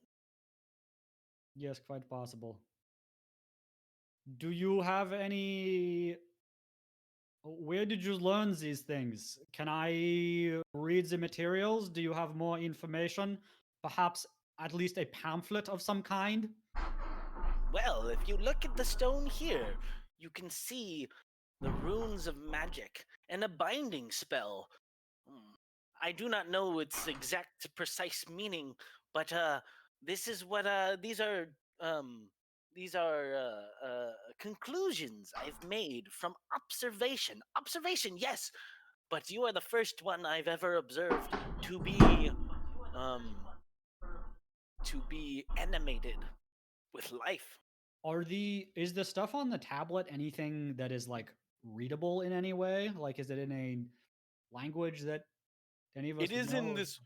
It's in this weird pigeon language, which seems to be a mixture of ancient Dwarvish, Elvish, and Common. It does a lot of it kind of has symbolic kind of stuff going on that almost looks like codified logic, like maybe almost even math. But yeah, it's hard to understand, and you only see little pieces here and there. But you see a place for calling somebody's name. You see a place that looks like between your understanding of modern Common and modern Dwarvish, you do understand some things about this. You think that his assumption that it is some kind of control stone may be true, but you don't know what it's supposed to do or what it's supposed to control. His assumptions seem to assert that this is sort of the thing that might bind a soul to a machine. May I attempt to read this while you sleep tonight? Well, I hate to let it go as soon as you have gifted it to me, but I mean, yes, I will why return not? it to you in the morning. It's a good thing. I might keep myself up all night and not get proper rest with it in my hand. Maybe you shall be Yes. able to draw some inference that I could not. You meat-based beings need much of the sleep. Art, as someone who myself happens to speak both Common, Dwarvish, and Elvish, I'd be more than happy to lend my expertise helping you decipher some of the trickier bits. I very much appreciate that. If you have a few hours when you are not sleeping tonight, then perhaps you can help me with the reading. Of course. But also, I want you to sleep so you can be strong and destroy all those who might threaten Samuel. I've never known a day of weakness in my life, so. Ha ha ha ha. Take inspiration, Tal. On this discussion of sleep and rest, I think it's time that we settle a guard. I myself will be happy to be a guardsman for the night.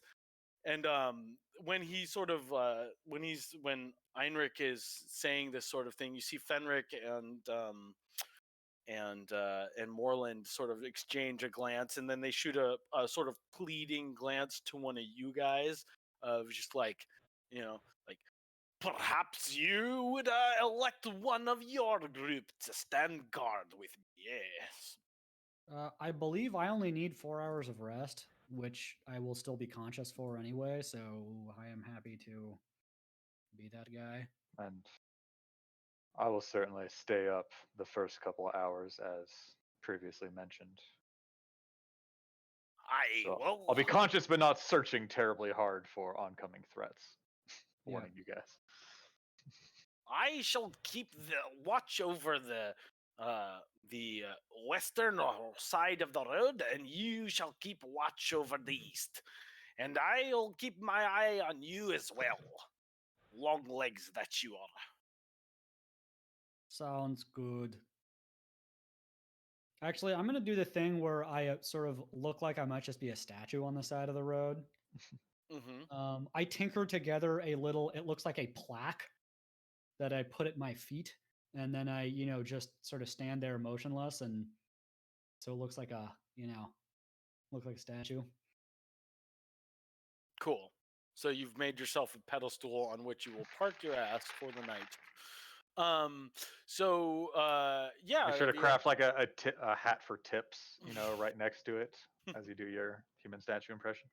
You can do a really good robot. I shouldn't have left. Performance. Such a good robot. Yes, he is.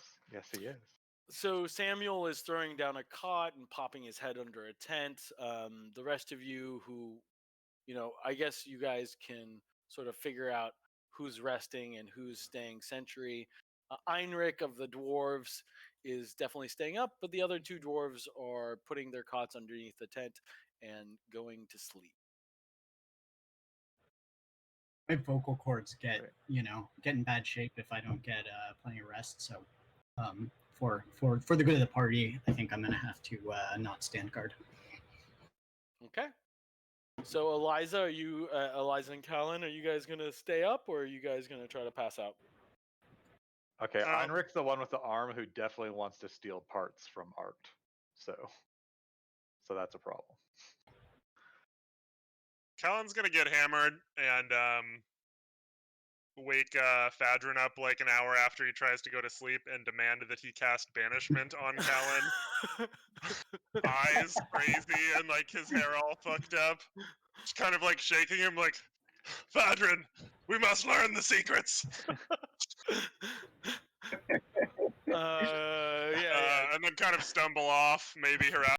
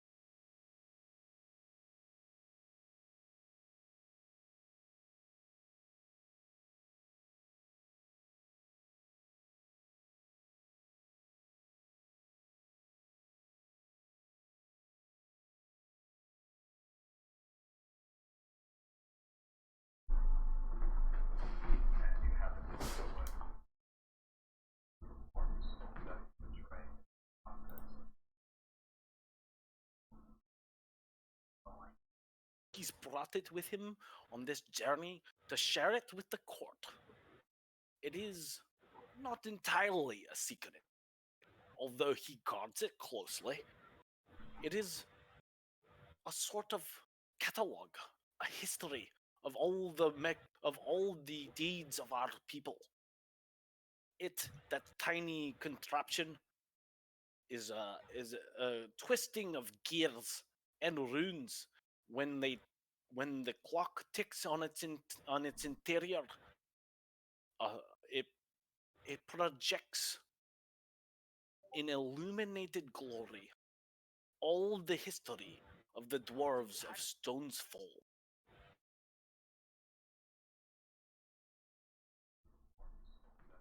He has run into a problem which I think he is trying to solve. This one of miniaturization. I think it's why he's so curious about the pocket dimensions of your friend and ally.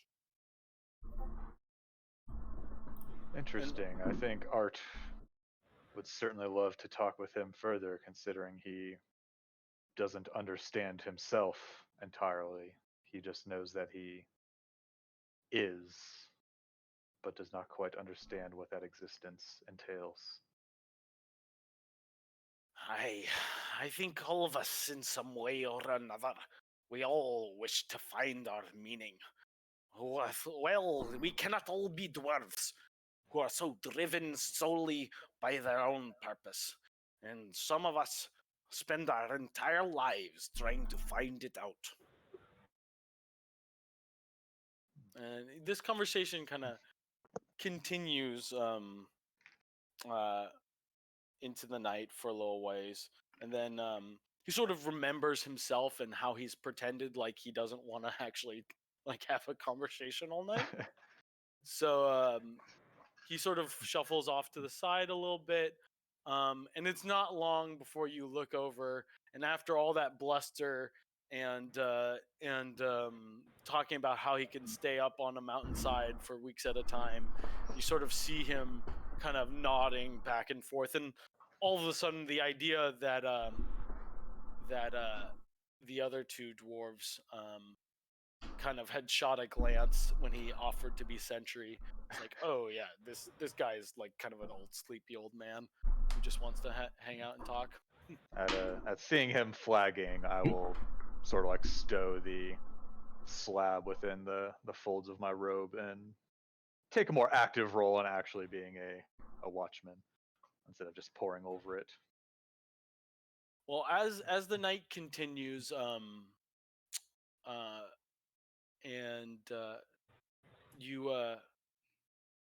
you hear something from nearby the well. You hear the kind of chipper little voice of a automaton saying, "Something is happening."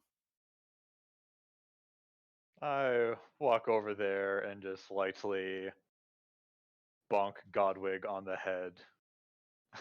As you make your way towards the cart, you see a strange creature. Oh.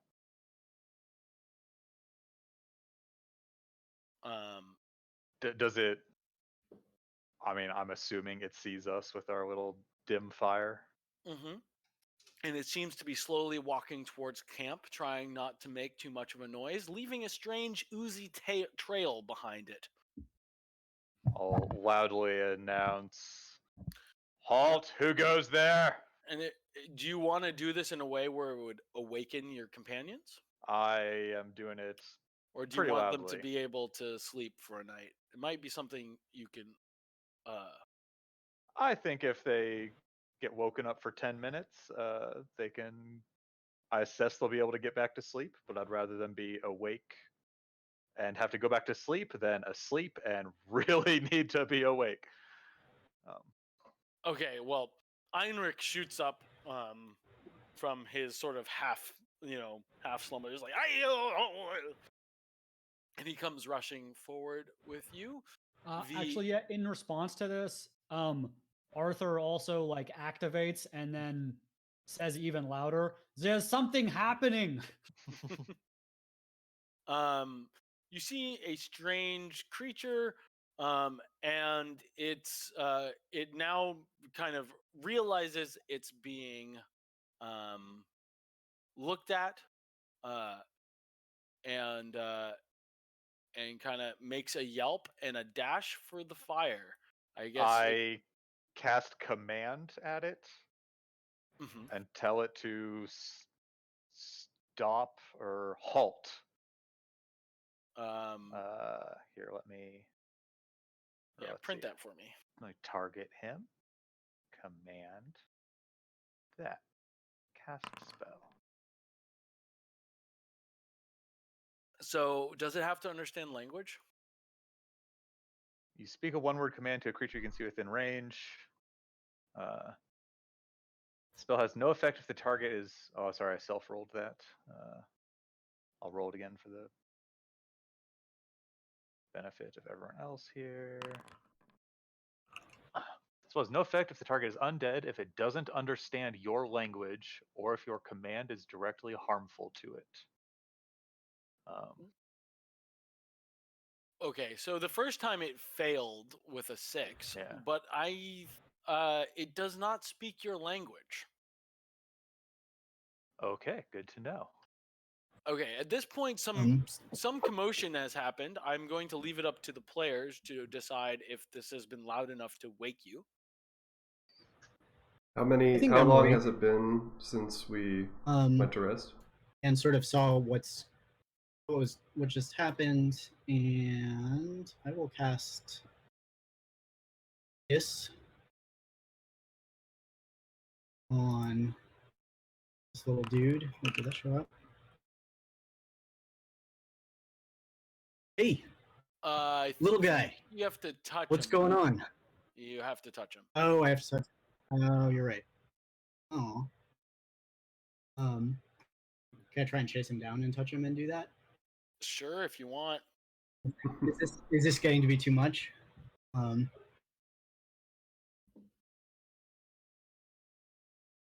It kind of screeches as you run toward it. It has a kind of dexterity you might imagine of like maybe a monkey or a small primate. It's got long arms and short legs, and it kind of skitters a little bit around and like screeching a bit. Boggle! And it like does a little. Okay, I'm gonna. Yeah. Do you want to reach out for it? Oh, well, let's see. Did the noise it make sound like an animal noise or sound like language?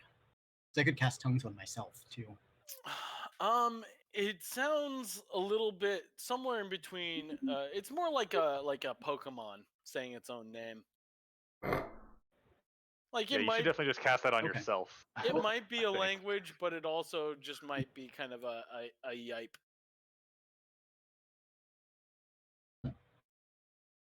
So if anybody has gone to sleep and wants to know how many like spell slots they got back, it's only if you're waking up right now, it's only the restoration of a short rest.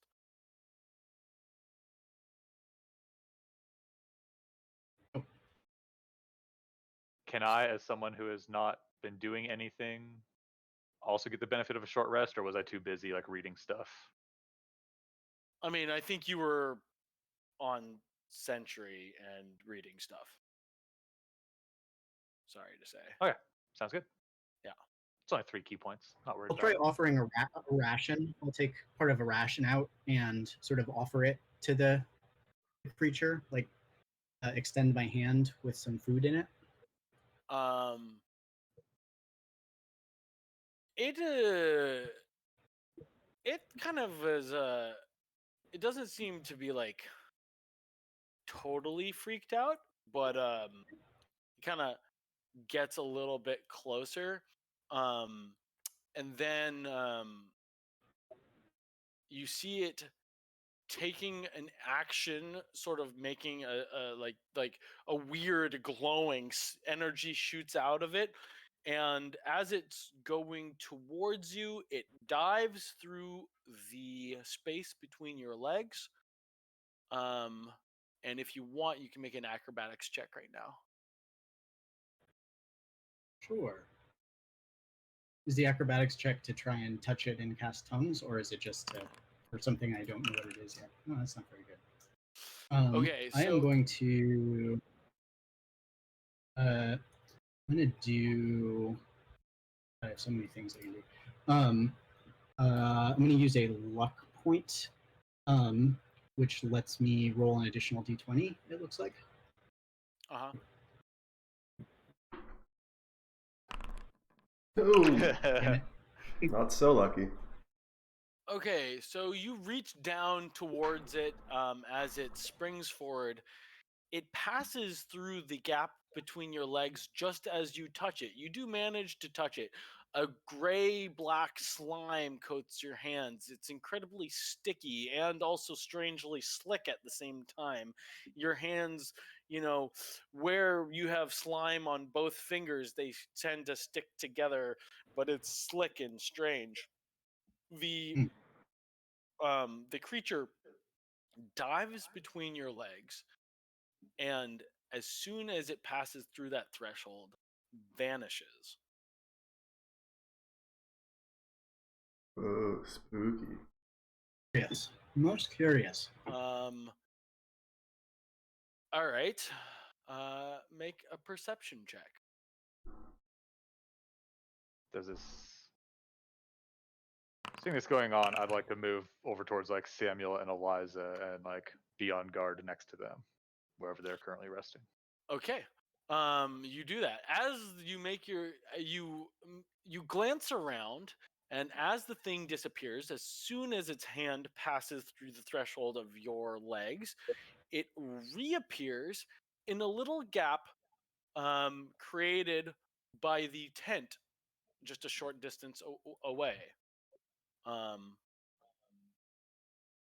It is next to Eliza as it reappears and is within striking distance of Tal. Can I just like try and give it a little like jab with my staff behind me? Like Yes, I think you can if you want. Is this jab I'm trying an to not attack? do. Yeah, I'm trying to like hit it so that I can use stunning strike on it, like as a very focused. Like I'm not trying to bludgeon it, but just like pinpoint some little nerve that just like makes its body lock up. Cool. I dig that. But let's see. In order for it to be a less than lethal strike, i.e., not taking any damage, would you like to do an acrobatics check for me? Sure.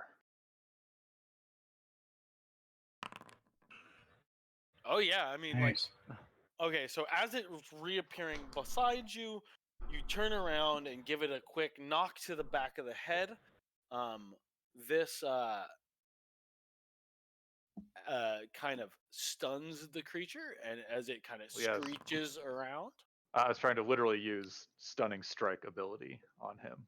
But Got that it. looks like he saves, so. Okay. Yeah. Huh. Interestingly high rolls for this creature. Yeah, that must have almost been a crit for it.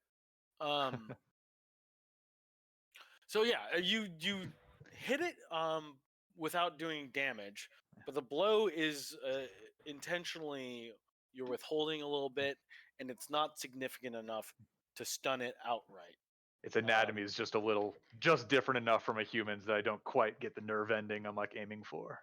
Totally, and it's strange and squishy too. So yeah, Ew. there's that to contend with.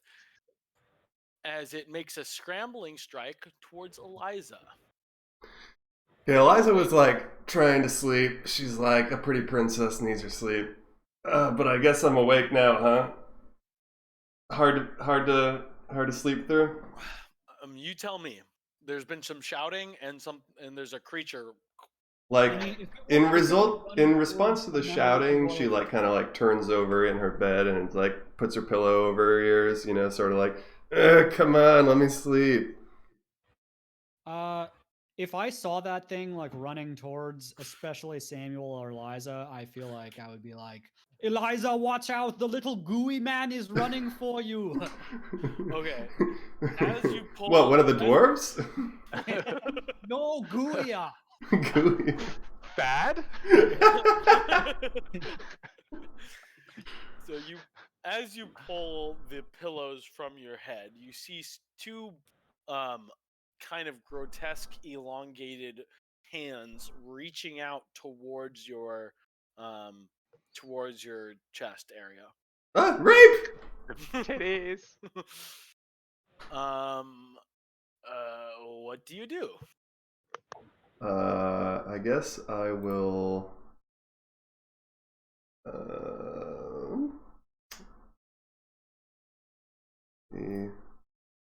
See if there's anything I don't. I guess as a reaction to that, I dodge it. Uncannily. Okay. Starting at level 5, when your attacker sees a hit attack, you can use reaction to have the attack damage against you. Using this more in like a color sense, like yeah. Reaching for me, attackish. I am using my uncanny ability to respond to it. Okay. I'm gonna say you're prone because you're lying down. Yeah, that checks. So the action you're taking is sort of a roll, Sure. I would imagine. Okay, so his arms reach out to grab you as you roll to the side, and he it seems as though he's lunging for your concealed necklace, which you now notice seems to be glowing a low shade of blue. Interesting. Well, I guess he makes another attempt to jump at you, this time leaving Callan's okay. Again, I might be abusing rogue powers here, but I respond by taking a cunning action to disengage from him. Or to... Okay, do you stand prone? I don't know what kind of... Yeah, sure. I'll disengage via doing like a tumble roll to my feet. The creature. You tell me if that's allowed. Yeah, you do this. Okay. You roll backwards, now landing on your feet, having somersaulted backwards. The creature makes a scream and then jumps towards your legs. Now, slowly as you are, or actually, he runs in the opposite direction, jumping through the threshold of the tent, which he appears from, where he had appeared from. Okay. He then disappears and reappears simultaneously, popping out of the tent over here, and makes a dash for the forest.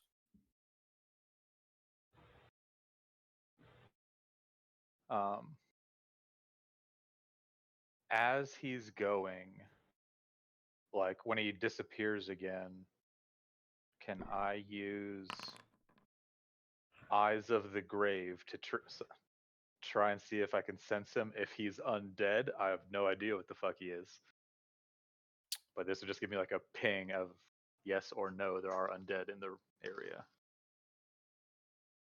You do not sense undead in the immediate area, but you do seem there is some kind of vague notion coming from the forest in the direction that he is fleeing. Eliza, are you okay? Yeah, I'm alright. It appeared to be attracted to light and my glowing necklace especially. I hold it up and I showed how it's pulsing with a little bit of warmth in a dim blue-green light. Does it normally glow like that? I feel like I haven't noticed that before. I can't tell you much more other than it has elements of magic that I don't understand. It is a it does have normally a dull glow. It is a glowing necklace, but right now it seems to be shimmering in a way that is sort of unusual even for its regular glowy activity. You glance around, and Eliza, you do feel that same kind of shimmering moment that you felt when you found the necklace, and maybe is not so unfamiliar to you. A shock of green energy almost seems to flicker, like if you've ever seen a green flash as the sun sets. Um, Hmm. and you feel a bit of strange energy in the air. Uh, Okay, can I step out of the tent and like wave it around, see if he comes back for it? Like, loo. sure. Ready an attack for any boggles that appear right Okay, next to Eliza. loo. Okay, at the woodle doodle doing. Roll for woodle doodle doo. Yeah, roll for woodle doodle do. It's a critical woodle.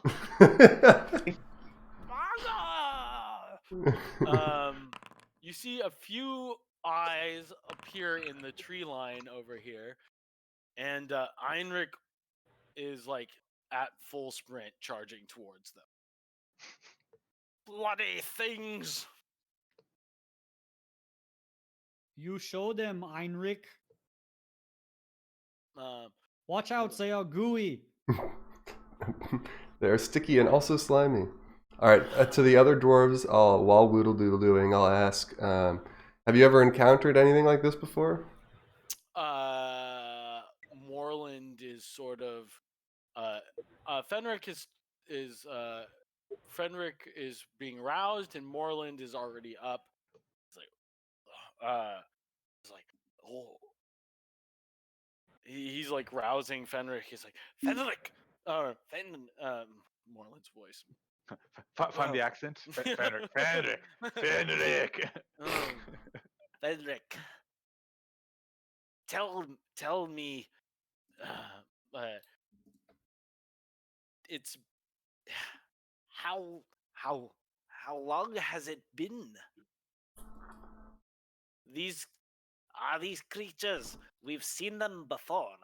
They appear when they usually appear during the eclipses. Fey beings they are, of a fey nature that is somehow connected to the ancient powers of the Isle. Interesting. And Fenix, terrible thieves they are, terrible thieves.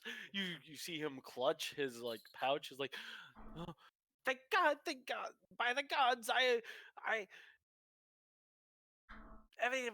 like, check your valuables.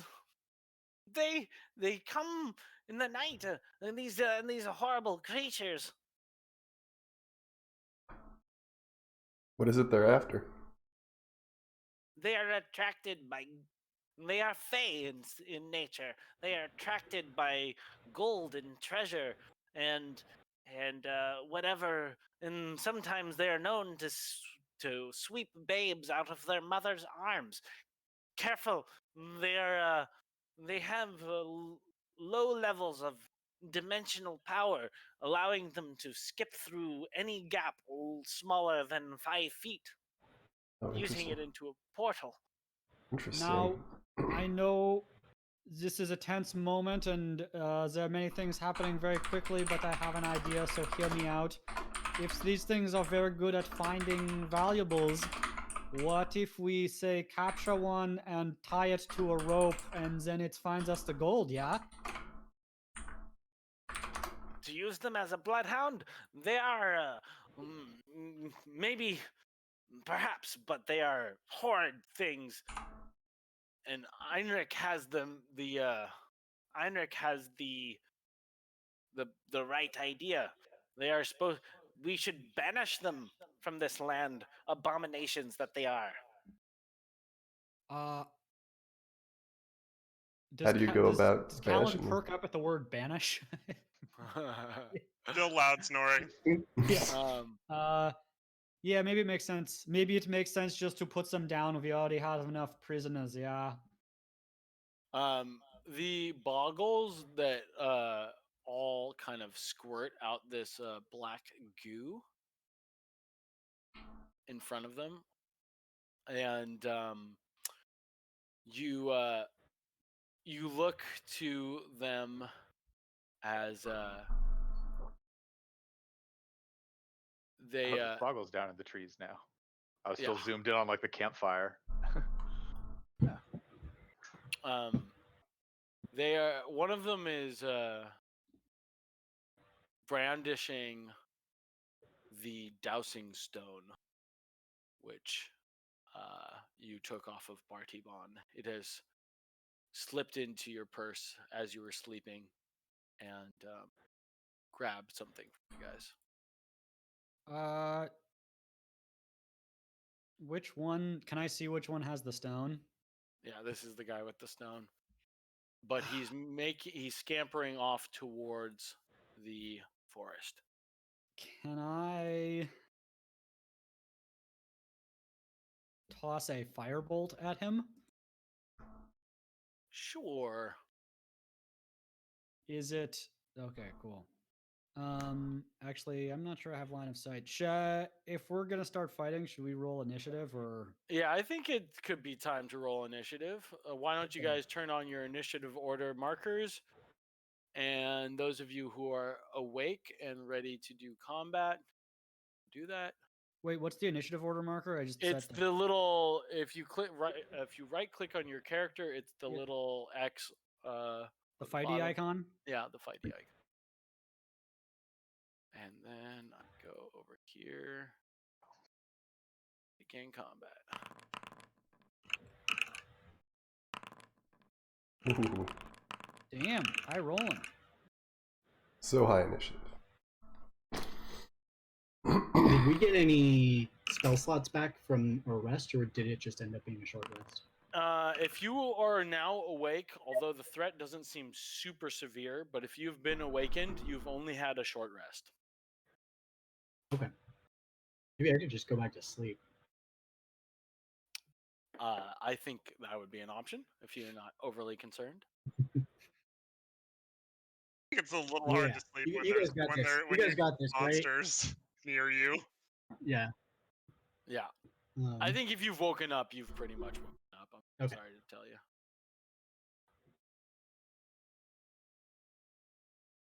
Get this over so I can get back to bed. So,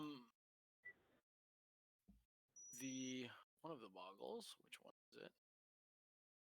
Ah, Saboogle. 98.7, perfect human being, temperature wise. They all are screeching and heading deeper in the forest. So the one whose turn it is has just left, jumped off in the forest. It is now Arthur's turn. I will move.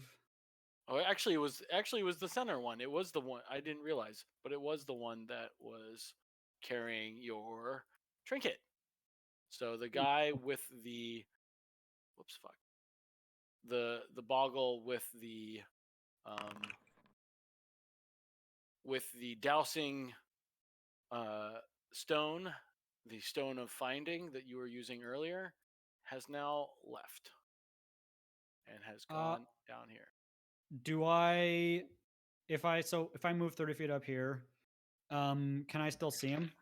Yeah, he's just run into the trees. So you could pursue him if you wanted. Sorry, which one is he? He's the one in the middle, the one in the left? He was in the middle, but now he's gone. I don't know. I know you shouldn't be able to see him. Correct. I will.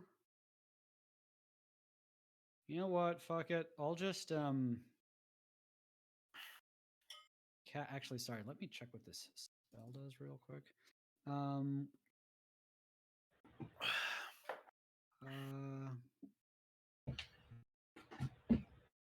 Yeah, you know what? Fuck it. I will cast Fairy Fire on the area that the getting away dude is. Um,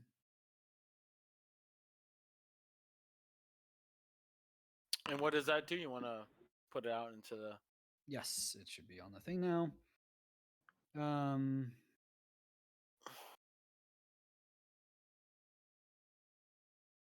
I'm popping out the combat order for ease. Each object in 20-foot cube within range is outlined by a blue, green, violet light. Any creatures that are in that light when the spell is cast also outlined in light. If it fails a dexterity saving throw, the duration of the object affected sheds a 10. Okay, so these two need to do. I'm doing it on the dude who is further away who has the trinket.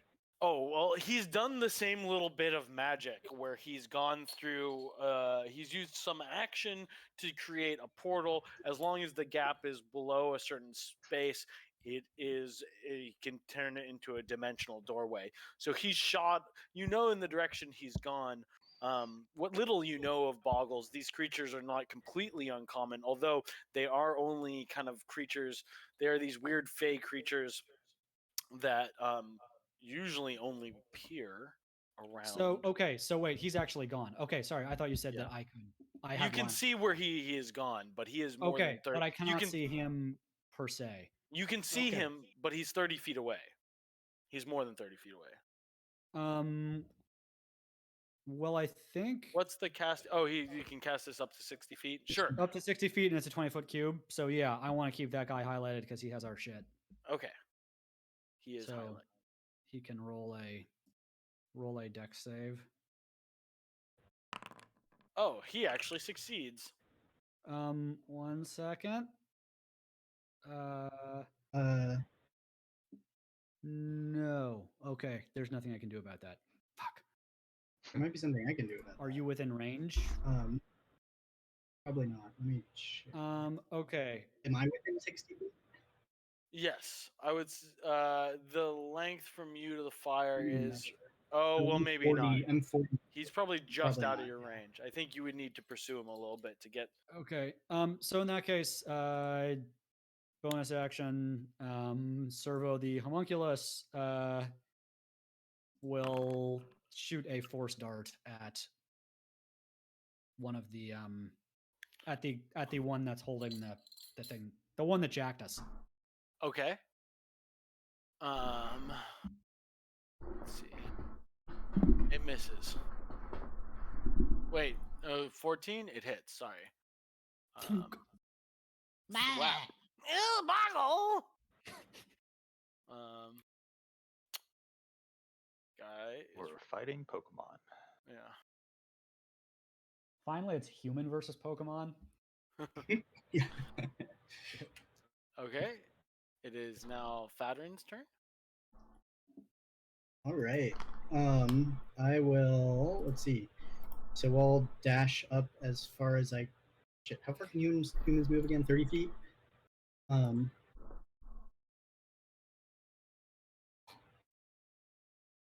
Dog up here. Can I see the third boggle, the relevant boggle from here, or is he not? You can. He has appeared on the other side of a gap, Okay. doing this magic. And actually, if you guys are giving chase, Mm-hmm.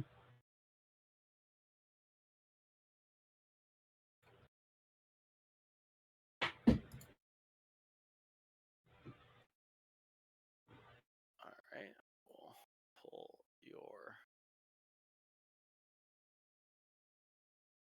token. So anybody who's actually, let's go back to the other one. So anybody that's giving chase, there's another map we can go to. So whoever's coming with. But yeah, let's conclude our turns from here, at least for now. So you can see him and he can be a target. Just for the time being, we'll just show him right here. But he is past this screen by a bit. Well, I've got my lute out, and I start reciting something that you guys have not heard before. You've heard a lot of my songs at this point. It seems to be about a butterfly, maybe about a butterfly in its life cycle. And I select him. But then it turns into a song about a turtle.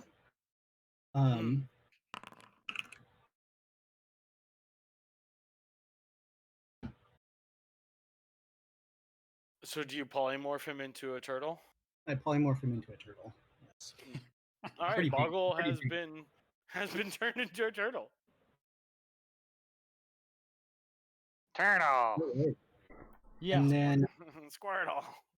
I will use my bonus action, sort of like lead into another song that touches Arthur's, cold steel heart. So Arthur, you get a bardic inspiration die. Ooh. Is there Yeah.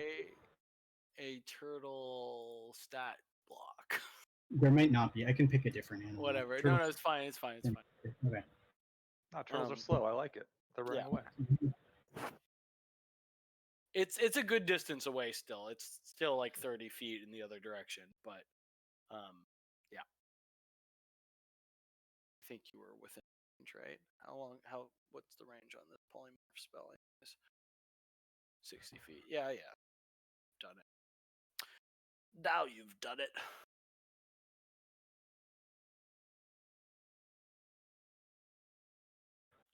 Y'all there? Yeah, all done, Fad? Yep. It is now Eliza's turn. Oh, am I supposed to mark? What do I do? I click something when I'm You done. can press Anything? you can press next turn Okay. or end turn in the combat order if you want, but I can do it too. Okay, cool. Yes. All right, Eliza will.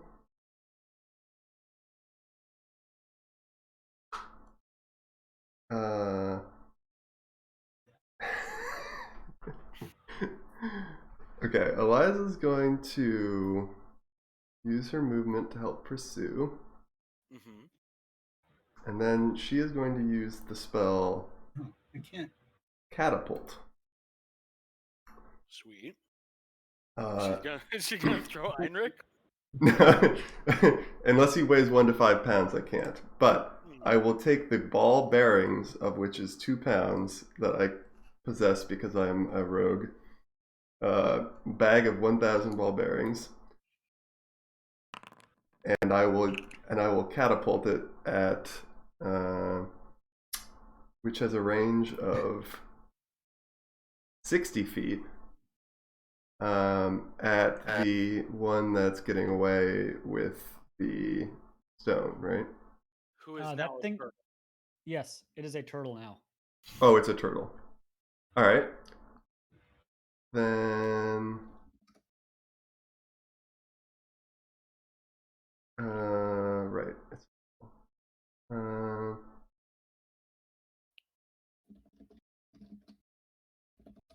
Are the other guys fleeing as well? They look like they would be, Okay. but it's not their turn yet. All right. Then I'll aim this at this guy then. Right here. Okay. So how do I calculate damage in this? I will cast it. Ooh, nice. 14 bludgeoning damage. Uh, Dexterity. oh, I didn't target it. I'm sorry. It's fine. Um, We can go with that initial damage though, if and it then saves. target with it. Okay. Well, I Are won't you do killing my turtle? No, not No, the I turtle. killed it. Okay, good. Our turtle, I should say. So that one. And Even better. on a How's failed those save, the object strikes a both target look? and stops moving. When the object strikes something, the object and what it strikes each take 3d8. Nice. Oh, the object strikes the target and stops moving. I thought the thing that I hit stopped moving. I misread. Oh well, it still takes I mean, it still takes the it's a good- damage. It's Also, pretty good based on the missile physics, attack. I feel like there would be ball bearings everywhere now. Yeah. All right. Cool. I can buy that. I just shotgunned him from 60 feet away. I just invented grape shot. Yeah. Right. Exactly. Oh, that was pretty good. I like that. Yeah, it's pretty fucking strong little missile attack. I don't know how many times you can do that, but I cost a spell slot. But... And 2,000 ball bearings. Yeah, I guess I'm probably not getting those back, huh? Unless you want to play 2,000 ball bearings up in the dark. All right, I'll deduct it from my inventory then, because I don't think I want to do that. It is now if Callan the one you hit is fucking goddamn it. It's so annoying that it does this, but when I open up their spell sheet, like whatever. This guy also runs. He is now also out of your vision. He jumped through a gap. But through ball bearings, right? He's like sliding all over the place. Well, he was sort of in the tree when you threw it at him. It's also not tile floor. Shut up. Trying to save my spellcast here to be useful, but it ended up just being not as good as shooting him with a bow. Yeah, I mean, like you hit it in the tree branch, and it looks to be like spinning around the tree branch a little bit, like a, you've like a carnival game almost. You've hit the fucking thing, and it's like he's spun around a little bit, but Cool. his stickiness has kind of glued him to the side of the tree. He sort of unsticks himself and leaps through a small gap in two branches, and disappears and reappears 30 feet away. Yeah, what a dick. It is now Callan's turn. I'm not sure if you're actually awake, though. Yeah, Callan shouts out some indecipherable words and bursts out of his tent. He is not wearing his armor, nor his pants. He is wearing his boots, which he sleeps in. Gotta be ready. And, What about in the way of undergarments? Right, What's so- like silly patterned underwear? Yeah, it's like classic, like red polka dot on white boxers. So let me get this right. Callan takes his boots off, takes his pants off, then puts his boots back on to go to sleep. No, he takes his pants off over his boots. Pretty big pants. They're big pants, yeah. Large pants, too large. He runs over here and looks around confused, and then You see a pile of oily black goo here. Your eyes trace slowly up a tree until they're met with two cold, dead, glowing eyes. As you see this funky little boggle creature. Which one is a turtle? This one is a turtle, but it's also like 30 more feet away. Okay, gotcha. Yeah, he's gonna summon an echo right here, and he's gonna do some stabbing through that echo. Oh, well, target. Oh, you missed the beagle.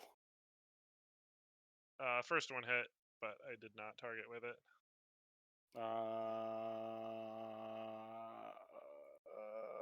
Okay. Try to remember to target, but we'll forgive it this time. A weird thunking sound is heard as the incorporeal blade slices through the flesh of the boggle. It parts and then reforms in sort of a like cutting a stream of water might look like. You do think that the damage is substantial, but the body of the boggle is a strange thing as it shoots out more goo. Cool. I warned you about Zagoo.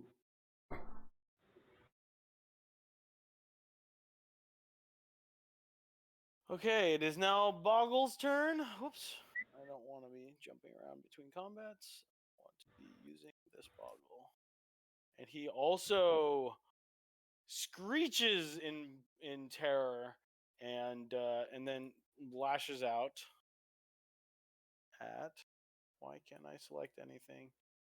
Okay, game. Oh, because I'm on. Okay, cool. And screeches in terror and then lashes out at your thing. This misses your echo. And then he tries to scamper away. I don't know if you can O, but I can. you again cleave at the Boggle, but this time instead of it kind of reforming into a single mass, it splits into little piles of goo and is super dead. Oh, that's the wrong one.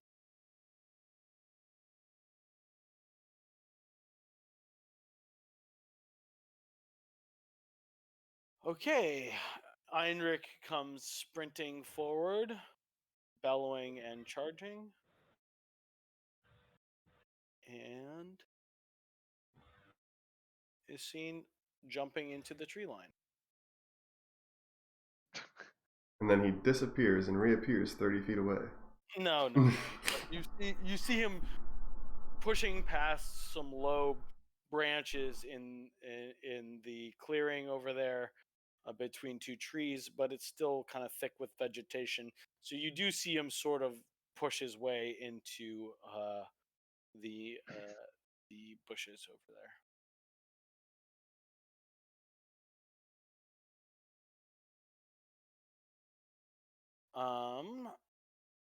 Fenric sort of isn't super charging over there. Moreland comes running and seems to ready in action. All right.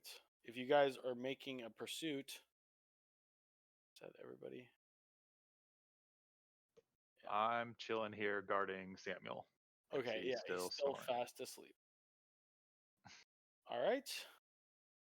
We are chasing the Boggles. Okay.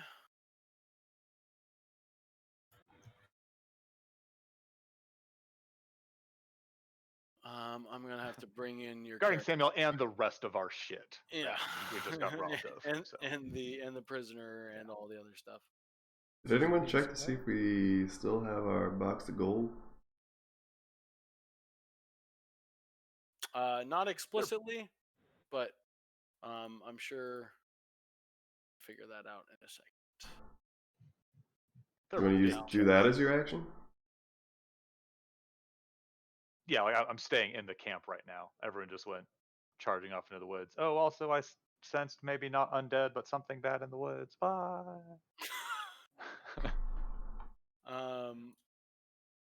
Can confirm you did sense those things. Don't get killed. I'm gonna mark this Boggle as the fleeing Boggle with all the other thievery stuff. And I think we might have to reignite the turn order here. Fortunately. All Just right. copy the numbers from the other one. Yeah, what was it? Arthur 21, Eliza 18, Fadrin 19, Tal 17, Callan 15. I'm not entirely sure how to I rolled the exact same number. Easy game. Just keep clicking the initiative button until you find your number. Brute force programming. That's weird that you can't actually edit them. You can edit yours? I wonder if No, I can't. I can re-roll it, but I can't edit it. I think for simplicity, we're gonna have to just go with the new ones. No, never. Uh, Could you manually rearrange the order? I feel like you could before. I can't. Not change the number, but just drag people up and down it. I'm trying to. Oh, okay. I All right. don't know if I can. Actually, I just. How do you roll for everyone? There's a way to do it. Oh yeah, there we go.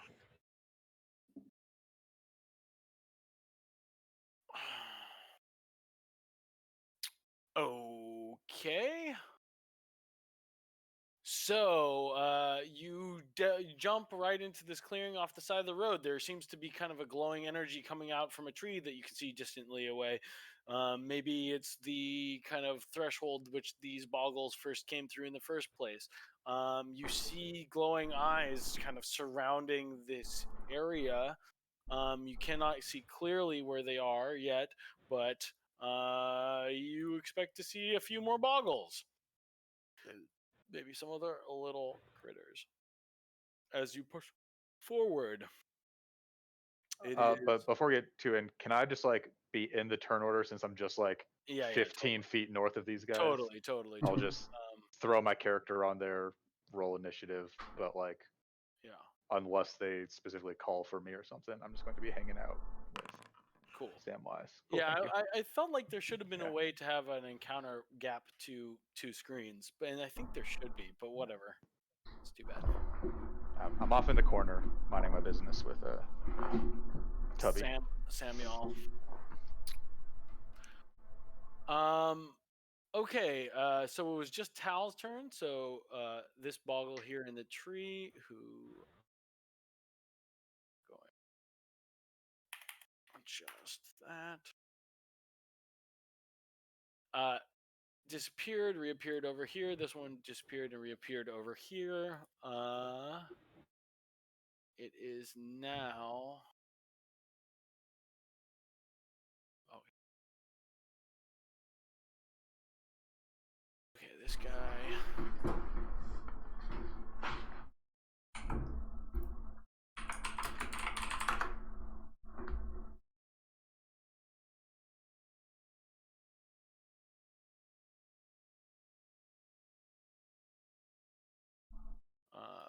Moving some creatures around.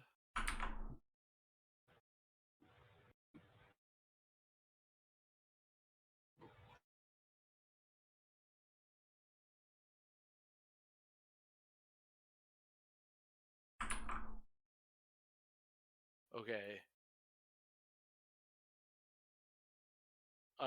You see from one of the trees boggles spewing out their black gray liquid in a couple of different places.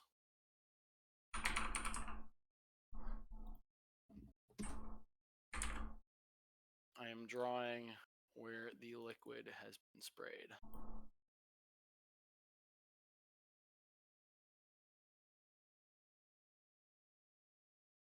And you see them kind of rearing their heads up and sort of making these weird howling noises, maybe trying to attract another creature to the area over here. Although it does remain to be kind of there is you have to push forward in order to see what's going on.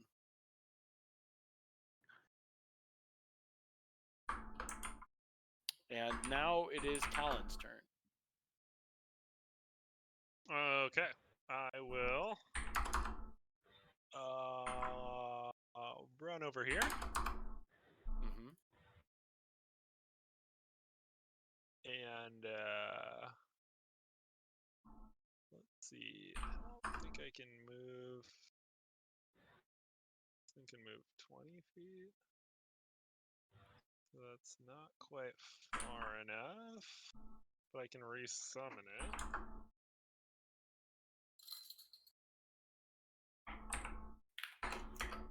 Resummon it right here. Yep. And then I'm going to Start swinging in my underwear. Okay. So this boggle is the turtle boggle, by the way. Oh, well, I don't want to attack the turtle. Okay. Um, This is the boggle that stole from you. It was the first one to run away, which is why I put that little flag on it. But I will also. There's a way you can show polymorph over here. so I'm gonna summon my guy there. It's about as far as I can get it, I believe. Hey, you milk tag. Wait, what's the distance on it? How you doing? 20 feet. And it can kind of fly Oh. incorporeally, right? Wait, 20 feet is, I think, adjacent to it now. Feet. This is 20 feet. Bird's eye from me. Shit, true.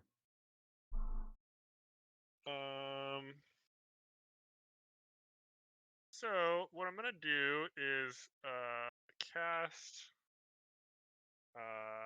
Shield of Faith on myself, as I'm not wearing my armor and would like to be protected. Mm-hmm. And that's You my don't turn. sleep in plate mail? It's ridiculous. T-shirt save is what for players? T-shirt save? 0 means plus you're not- dex mod. Yeah. Okay. Well, 10 plus. Yeah, dex. sorry, 10. In my brain, 10 was 0. Sorry. Okay. So your dex mod that puts you at. Wait, So I have Can you- 13 AC right now. Okay. can you not summon the echo and then have it move? They both take bonus actions. So no. It says on your turn you can mentally command the echo to move in 30 feet in any direction, no action required. But then why wouldn't you always resummon the echo? Does it Because take? that takes a bonus action. Yes. And it can't be more than 30 feet away from you. So I could move it, but I already cast a spell, so it's whatever. Okay. Okay. I will move it for the oppo. Sweet.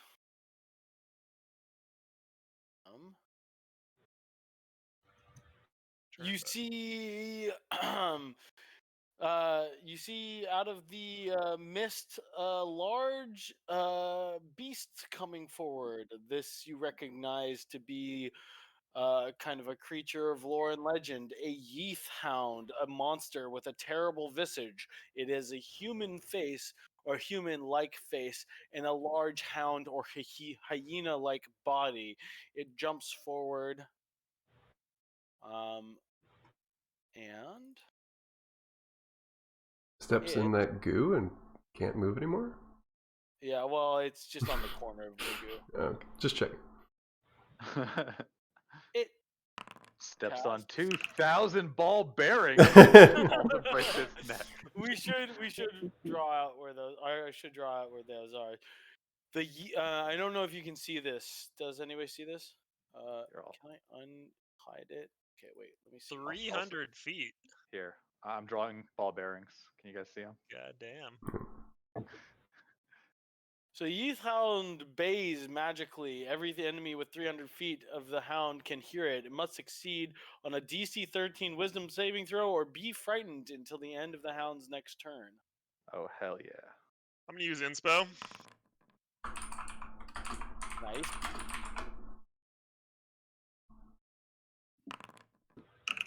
Wow, no way. But that's actually fine. I got a roll. So this was a I believe wisdom you saving are throw. 300 feet. Yeah, Wisdom saving throw.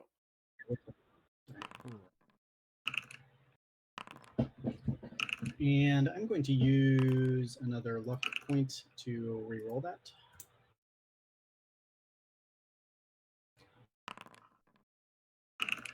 Damn it. Oh yeah, And I- wait. Actually, I can. Yes. Daniel, you rolled a 15 on that. Real flash of genius. It's pretty fucking good. for a buff. Mhm. Did Eliza roll? No, sorry. What am I rolling? DC 13 wisdom throw, please. Sorry, I was trying to draw on the map and having a very hard time. Yeah, it's a little funky. Wisdom, ability check. Or saving throw? Saving throw. Okay, ignore first roll, or I didn't even happen. Cool. That works. Okay, so only does anybody else fail? Only Tal and Moreland are forced back 30 feet, unless you can move farther. And then the creature kind of lumbers in front of this tree here, growling and snarling at Callan.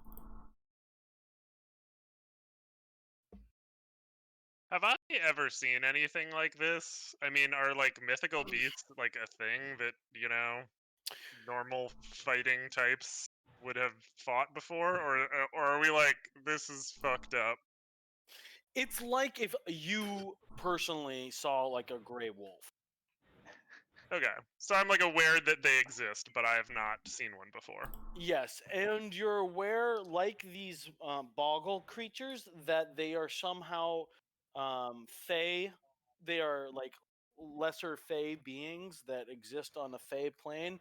There is fey magic all throughout the island, but it only is sort of released through the cracks that it's been contained within during these solar and lunar eclipses. It is not, by your account, time for a solar eclipse, but maybe nobody's thought about it possibly being a lunar eclipse. The solar eclipse are very closely monitored by royal astrologers and would probably be expected. Kellen don't believe in that shit.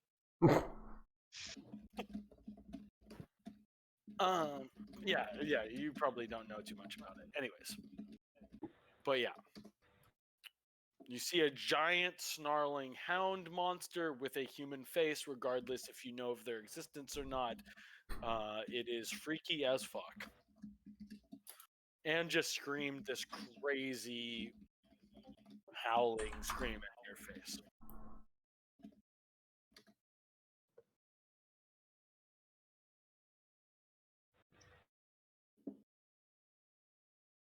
It is now a bunch of Boggles' turns, and they've done their thing. And now it is Fadrin's turn. Fadrin, it is your action. All right. How's the turtle looking? Turtle only got hit once before it was turned into a turtle. As it's a turtle now, it is fully polymorphed and totally an ambulatory and healthy-looking turtle. Oh, good. And the various monsters don't seem particularly interested in the turtle. No. We gotta protect that thing. Okay.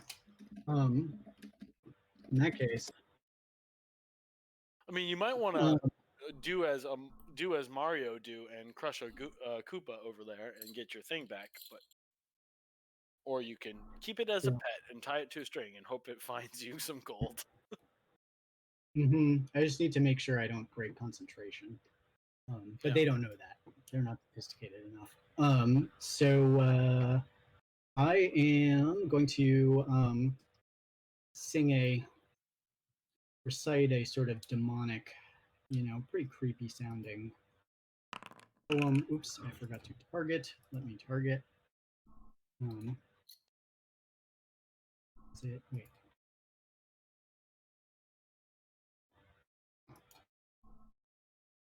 Alt click, right?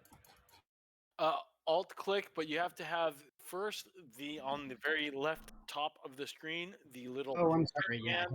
Basic controls. There we go. And then you have to have select tokens out of the basic controls. Yep, I think I got it now. Sorry. So I'll Eldritch Blast, and is that I get to do double. Do it twice, right? Yep.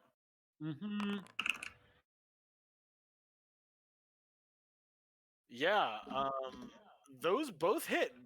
The eldritch energy kind of spirals out in green smoke as it bounces off the hide of the Yeathhound, leaving scorch marks where it touched. The skin is corrupted and crinkled. It is. All right. Is that I'm the gonna. end of your actions, or you want to move or do something?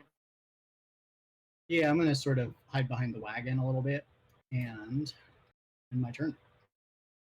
Cool. So Moreland has regained his mind, and actually, Yes. what exactly does the Baleful Bang? What is that? 30 feet and must use all of his movement as far away from the hound. First must finish before taking any action and must take the most direct route. That must move before an action thing is fucking brutal. Yeah. Yeah, it's pretty good. I'm like, I have a class feature for this, and it's not gonna help at all. All right, so he comes running back and has just gotten here. He also will target the frontal Yeathhound and fire a fear bolt at it.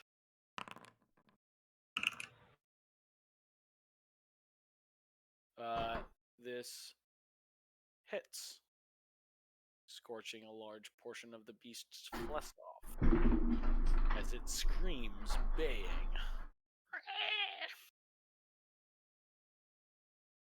It is now Heinrich's turn.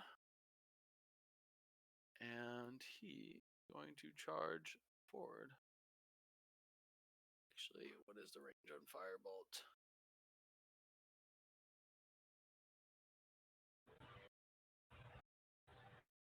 Why do so much damage? Oh, it crit.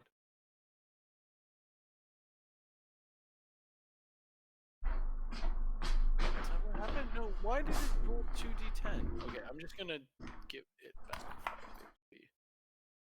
That's weird. It does that if he's level 5 or higher. Oh, it just does that automatically. Nice, cool. Yeah. I thought it had to be cast as a higher level spell, but I was misreading it. Actually, pretty freaking good. Doge cam. I caught my own Yeathhound. Baleful baying. Right into the mic, Coda. Go ahead. God, that Yo, dog. that's like a less busted version of my dog. She hates this, by the way. She's so cute. Coda girl. How She really is Very just good like looking dig. very petite and adorable and fluffy and soft looking and just like so polite. So polite. So polite. Yeah. good content. Good content. I don't think I've ever heard Coda bark. I've heard her bark in the background, but never when she's been on camera. She barked earlier this afternoon. I thought maybe she needed to get let out, but no, I think she was just barking to food. Say what's up, bro. I mean, to say what's up, yeah. Yeah. All right. Heinrich runs forward, gets real close to this boy, and attacks.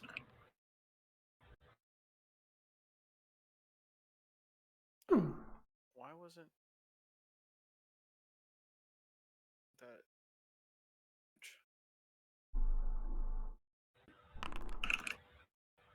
that?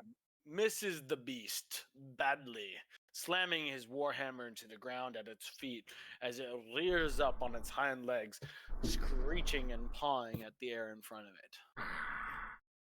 It is Eliza's turn. Alright, Eliza's gonna do her rogue thing. She's gonna take steady aim. And she is gonna shoot right at that human face, Target it. human-like face. Okay. With her short bow. With not advantage, but sneak attack? Or do I get advantage? I Forget. Steady aim, you can... You get sneak attack. You give Steady yourself aim gives you advantage on your next advantage. attack roll. So I get advantage and sneak. Nice. Yo. Damn. That's a lot of damage. I'm used to shooting at human-like faces, so it comes very naturally to me. Eliza, you've shot like one human in your lifetime. And I'm getting good at it, okay? Did you actually She thinks about it a lot. target the creature? Oh, fuck me. So it's 23 damage. But try to remember, because I'm sorry. makes the flow of everything. Yeah, I'm He's sorry. got a lot of doge in his hands. Yeah, I'm really good at hitting the end turn button, though. Nice. Yeah, this thing's looking pretty fucked up.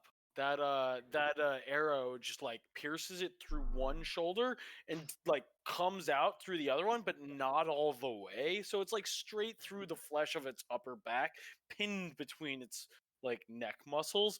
Like anything this thing does at this point looks painful to the point of kind of a excruciation. Not your poor The neck. word I just made up. And a second monstrous Yeathhound comes bounding out Ooh. of the Double good. Ball bearing zone. Straight into the Lego zone. Ouch. I am going to do a dexterity check. 50d50 damage. Saving throw. Normal. Yeah, this thing got a 23. It crit. These things, the ball bearings, kind of propel it forward. And it gets extra movement. Oh, lame. It does a cool slide like on socks on tile Ding, ding, 4. ding, ding, ding, ding, ding, ding. Yeah, totally. Oh, man. And then makes a monstrous biting attack at our small dwarf bro.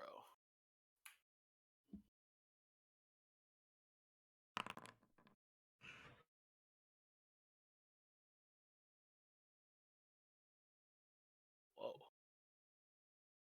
It misses. Sweet. What? How much does he have?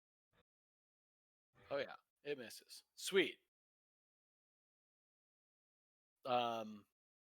Yeah, that's its turn. It is now Tal's turn.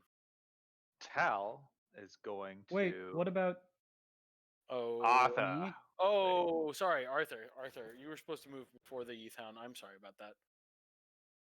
Okay, No now problem. it's in punch zone. Yeah, actually, so I will I think I can spend all 30 feet of movement. Let's see. 5, 10, 15, 20, 25, 30. Perfect. Okay, so I will actually like run around it to not provoke any opportunity attacks. And I will go ahead and start wailing on the fucked up looking bad monster man. And I will thunder gun to the face. Wham. So this Thunder Gauntlet considered a magical or physical attack? Do you know? It is magical because it's doing thunder damage. Sweet. Then you slam your thunderous fists into the maw of this Yeathhound as its face collapses in a wet, meaty thunk. Oh, no. Hell yeah. I click on this guy in the turn order. This one. And he did. Dope. Hold on. I'm just trying to figure out. Let's see. Sorry. 5, 10, 15, 20, 25. I think I still have 5 more feet of movement. I'm sure I was supposed to. Yeah. Okay. That. With that, I will move here, and then I will also take a swing at this son of a bitch. So Thunder Gun. Thunder dude. gun. Also thunderous gun. And I think I will use a. Oh, he just went Hein. He hasn't gone, so he has a while till he goes. Yeah, he's a while till he goes. That's right. Yeah. Okay. In that case, yeah. Okay. In that case, for my bonus action, for my bonus action, Servo will launch a 4-star at this son of a bitch. Thwap. Ooh, Oh, wow. damn, he crits Get him, Servo. right in the That's like eyeball. max servo damage. I think so. Yes, High rolled both that the is. d4s. Yep. Nice. This hits and fucking right in the fucking eyeball. right in the fucking eyeball. Can confirm. And then he makes like an excited chirping, whirring noise. It's like This noise is excitedly spins R2D2 makes around. like in the back of an X-wing. Yeah, totally. Yes, except a bit more mechanical.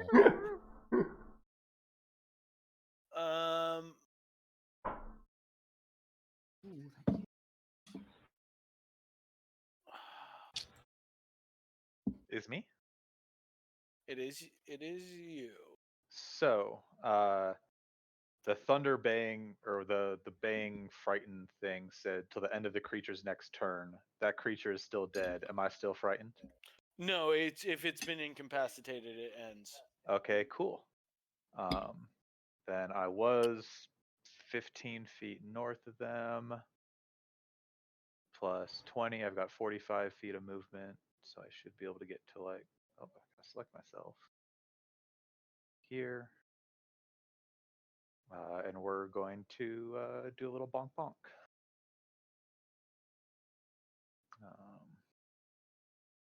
You didn't blind this guy, did you? No. No, you did not. Okay. Whack. And I'm going to try and stun him. Son of a bitch. And I hit him again. Yeah. So you wait before you do all those actions in a row. Did you only hit him once there? So I hit him once. Quarterstaff. Did the first one, tried to do a stunning strike. So hold on. Okay. As you hit it, you see a ripple of ethereal energy create striking around.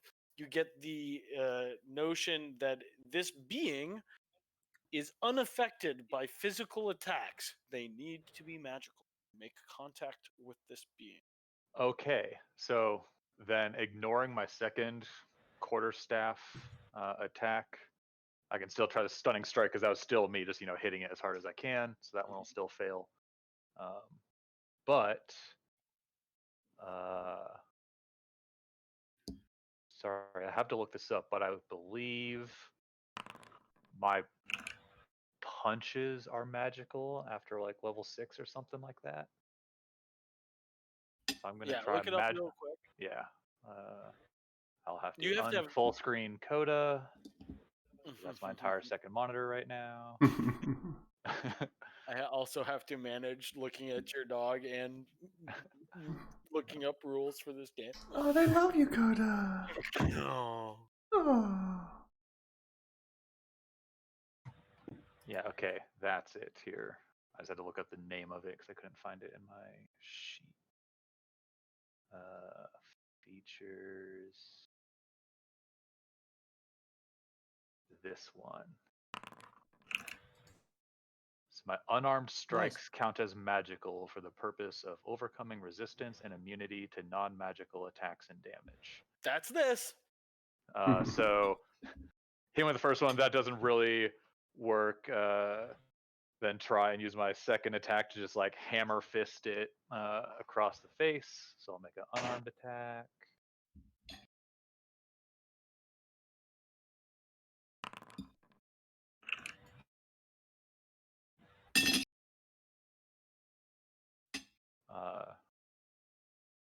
And I'm going to do a little Hand of Harm on him to do some extra magical necrotic damage.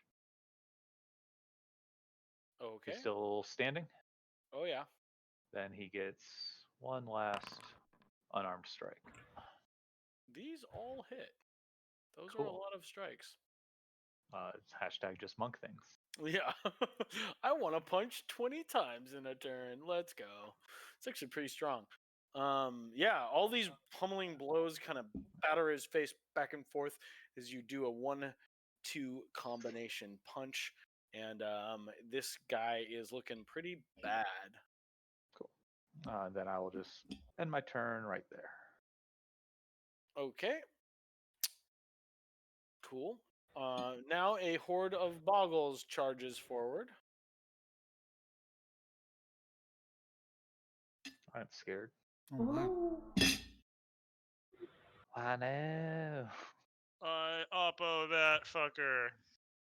Oh yeah, you do oppo that fucker.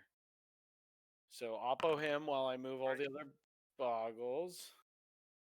This hits the boggle and slices him in half. As he runs away, the top half of his body continues forward and the bottom half falls flat on its back. This Spooky. boggle has been slain. Bloop. Dead. This guy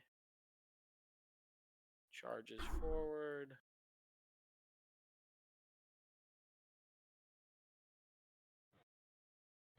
Guy charges forward. Getting to Callan. This guy also charges forward, getting to Callan. They both make a pummeling attack. Well, let me select you first. Is it calculating his armor correctly? Yes, it does. He already changed it. Cool. The second hit hits you for 2 damage. Ouch. And then it is this guy's turn. As he charges forward. Makes attack. Okay, it is now Callan's turn. Let's start wailing on this big boy. Okay, wail away. Yuck. This slices a big chunk of this guy and does lots of damage. Yuck. And the second one severs the from I guess what was it, Cube, where the laser just goes like right through the front of his face. That's what your sword just does, as the 3 inches of face on the front of this guy's face just slowly sloughs off. The beasts die like men. And then I'm going to do a little surge. Hell yeah. Wait, did I never get a short rest? I did, right? You got a short rest. Sleeping a little. Yeah. Okay. Action Surge Gainsborough. So I'm gonna pull my sword out of this beast and swing it sideways around in a circle behind me. Mm-hmm. This slices a boggle. You dead? No, he's not quite dead. How about now? Very dead. Cool. If we could just never miss this combat, that'd be awesome. Yeah. It's starting to go quick. Kind of hard to tell which one combat order. I don't want to click through all the boggles. There's got to be a better way of doing this. Okay. There is. If you just do you can do a status condition. But you can't get the big skull like that. All you get is this funny little skull at the top, but then you can look here in the combat order and you should be able to see that little skull, and then you can turn on the big skull. So you can do it that way, but there should be a better way. Whatever. There is that I can show you later. Okay, cool.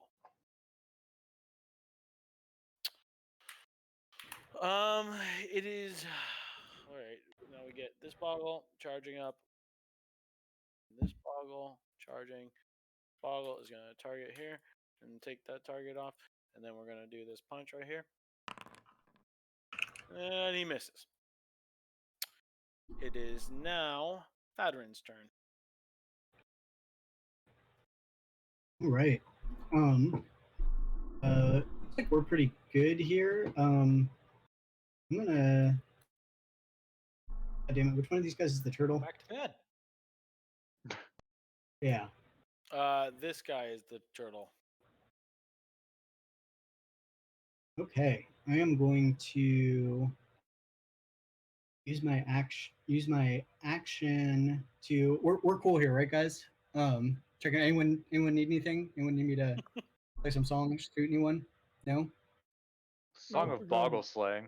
I think I already cast that. That on the jukebox. So I'm gonna. Oh, am I gonna get oppo attacked if I dash over here? You would have to make it around through the trees, which I'm saying you can pass through, but would be at least. Oh yeah, if you tried to leave, you would get oppo attacked Well, by that three part barnacles. I got taken care of. So I'm gonna grab the turtle. Okay. So I've used my full 60 feet to take a wider path around and avoid oppo.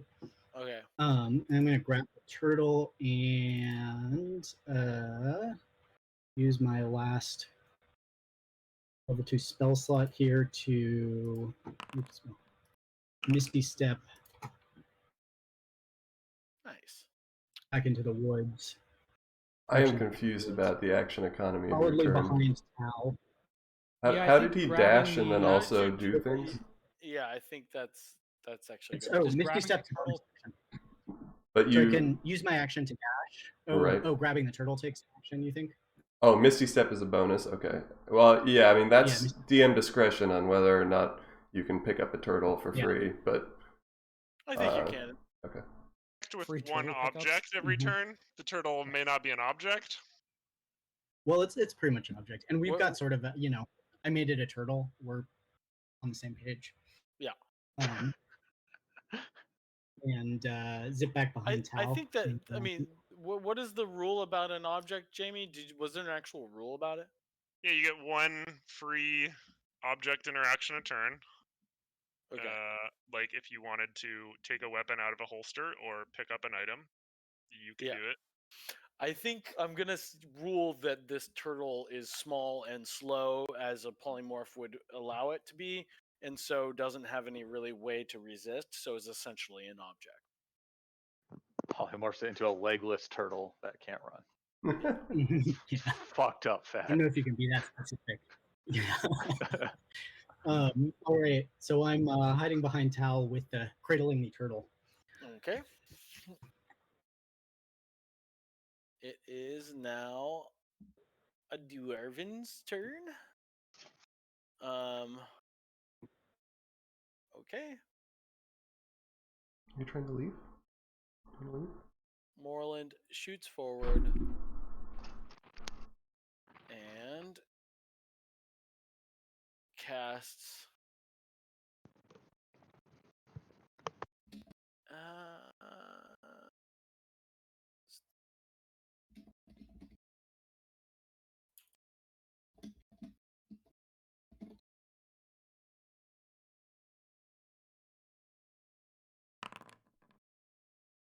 oh, he misses. Fire careens to the side of the corpse of the Yeath Hound as the mage misses. This bottle moved him. Einrich's turn. Einrich turns to the little critter next to him, gives him a big thwap with that warhammer. This badly damages the squishy little boy as he kind of has a big splatting motion. It is now Eliza's turn. right. Liza will.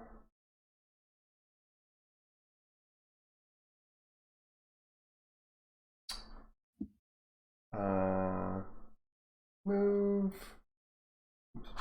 Hi, Coda. Hi. Eliza will move. Oh my god, why can I not? There we go.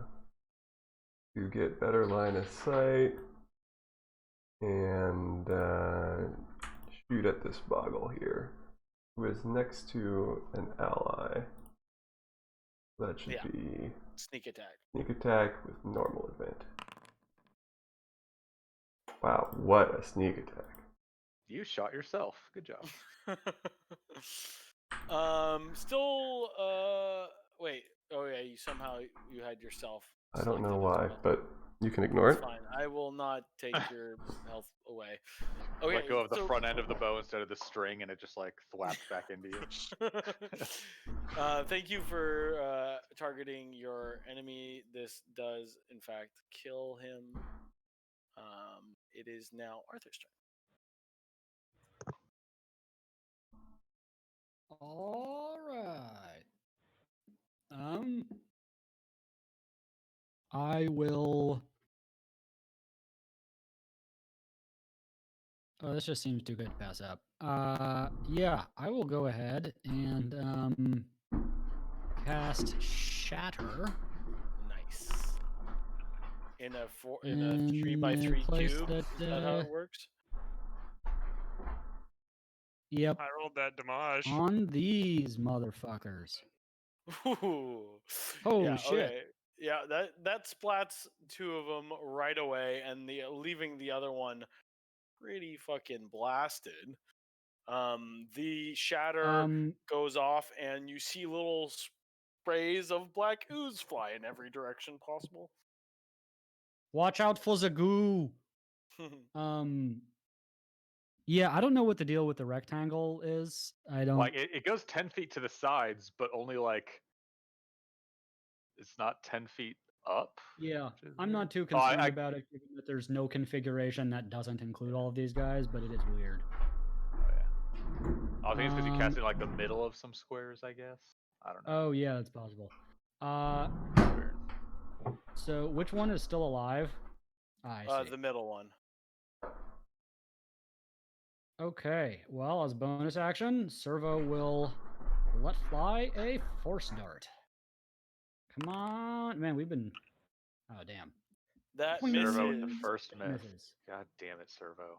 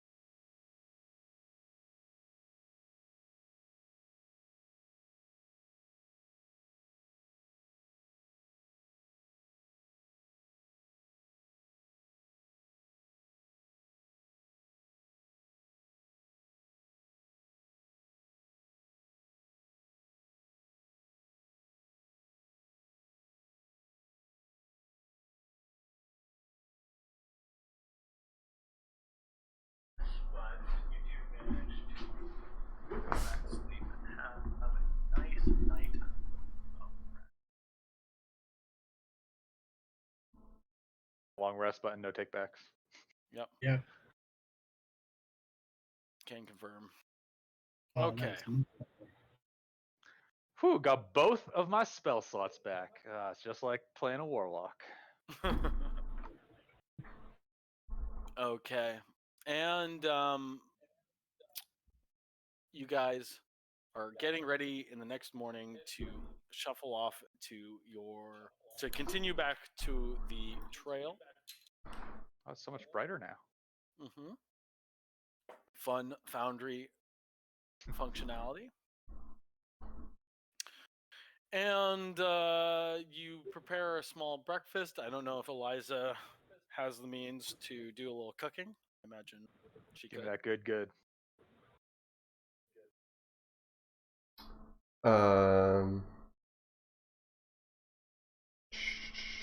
I mean, I have the ability. Do I have the materials?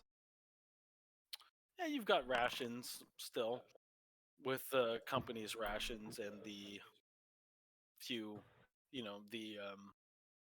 have some means if you want. I think so. My judgment is that you do this with. Okay. Well, sure, I'll do a little cooking.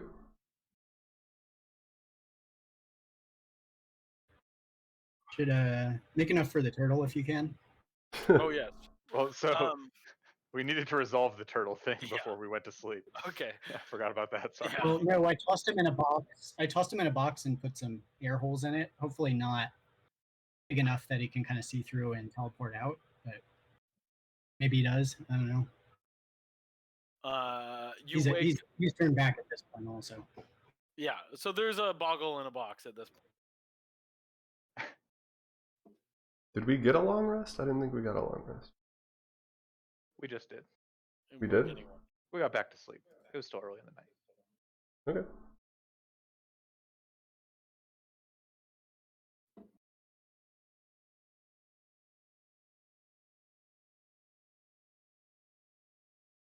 Whoa.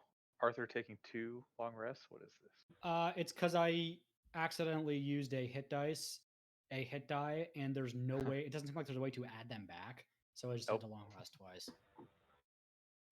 Got it. You're right. That seems legit. Also, it's important to cheat whenever possible. Eliza grins. Yeah. This girl knows what Oh, I'm talking she's about. I mean, teaching this you girl all knows the what I wrong am things. talking about. Okay. I'll need to step in and show you the wiser sides of humanity here shortly. So you gather your things and you load your cart and you get back on the road as your new day dawns, and you are heading to the foothills of the Buttes. You enter. You continue on the road. Let's see. Why does it hide it sometimes? Is this still the most efficient path if we're not planning on going like over the mountains like these dwarves are? Or Yeah. You guys. at I some mean, point we like, need to split up because they're just gonna like. They're. This is about to happen. So, at the get a little bit further down the trail.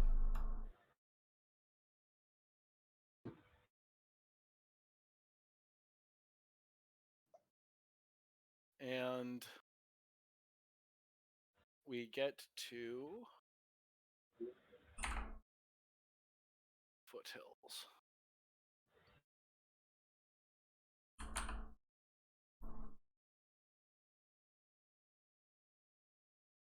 And the dwarves take their leave and start scaling the mountain straight up with their trusty little sheepies. Did they ever ask for that tablet thing back in the morning that I last had possession of? Oh yes, he does beseech you for the tablet as you're making your departures. Fenric goes, well, would it be it would be most generous of you for you to hand over the control stone, my good sir. I hand it over to Art and say, "This is potentially part of your future. I'll leave the decision in your hands."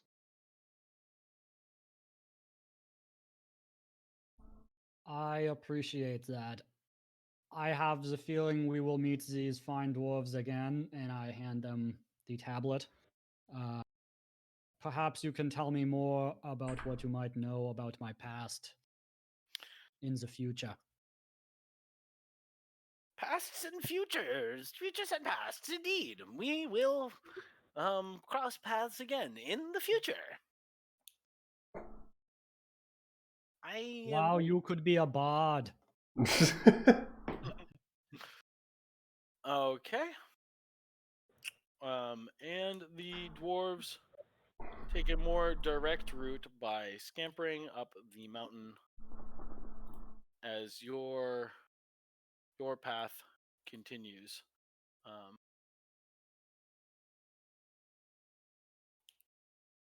Okay. They bid their adieus, and Heinrich, as he's leaving, well, for long legs, you lot seem to be all right by me. We traded stories, we went to battle together, and we ate and drank. You are, you do your kind of service. And they get ready to mosey on out of here. Okay, I think this is sorry. I'm sorry running low on steam here, but I think this is That is fine. a pretty good place to Yeah, good stopping point. leave off. Yeah. Don't have to force 7 more minutes of so you're walking. Yeah. And Nothing's continuing. gonna happen. Yeah. So yeah, thanks for a session, guys. That was a lot of fun today. Mm-hmm. Yeah, My thanks, guys. pleasure. So much interrogation. There was some good interrogation. Zone of Truth. It's a pretty good Zone of spell. Truth. Pretty cool. Pretty fun. Actually, Yeah. if we want to do one more little scene, I have something prepared. Oh, also, I wanted to cast a Gentle Repose on our corpse friend this morning. Okay. What does that do? It keeps him from deteriorating any further. Okay, perfect. That's great. For the next 14 days. Now we I can believe. poke him with a stick all we want and it won't cause any damage. I Yeah. don't think it makes you stick proof. I think it just makes you decay proof. So as the dwarves make their way, disappearing into the hills, and you take the mountain path beside the river, you are met. You get to the precipice of a valley, and the path straightens out into a pretty well maintained, at least for a mountain path, road where you can head forward a little bit longer. You hear in the distance someone singing to themselves as a individual starts to approach your little camp of people. And as he approaches, you hear this little rhyme. 3 mad gophers digging in the ground. One pops up, the others pop down. Each one digs, so what 'tis lost may be found. Dig, ye gophers, don't make a mistake. Don't a mistake ye make. For is that treasure, or is it a snake? 3 mad gophers digging in the ground. One pops up, the others pop down. 'Tis blood, he says, as the snake has his leg. A treasure so vast, it's up to me ass. 2 mad gophers digging in the ground. One pops up, the others pop down. Dig, ye gophers, but mind the gap, For is it treasure or is it a trap? Two mad gophers digging in the ground. One pops up and the others pop down. 'Tis blood, he says, as the trap was sprung. Treasure, a treasure so golden, it even me it's holden. One mad gopher digging in the ground. As he pops up, where's my brothers to be found? Dig ye, gopher, you must be brave, for is that your brother, or is that your grave? Phaedron, do you have silence prepared? Yeah. Do I blocked that recognize with this the or anything? Is doorpost.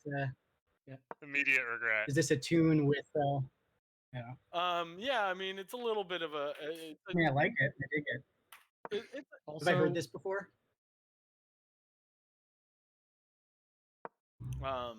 it's a little rhyme portends to maybe you met some gophers that liked to dig in the ground. Maybe it has some meaning to it beyond the funny little rhyme I got to make up.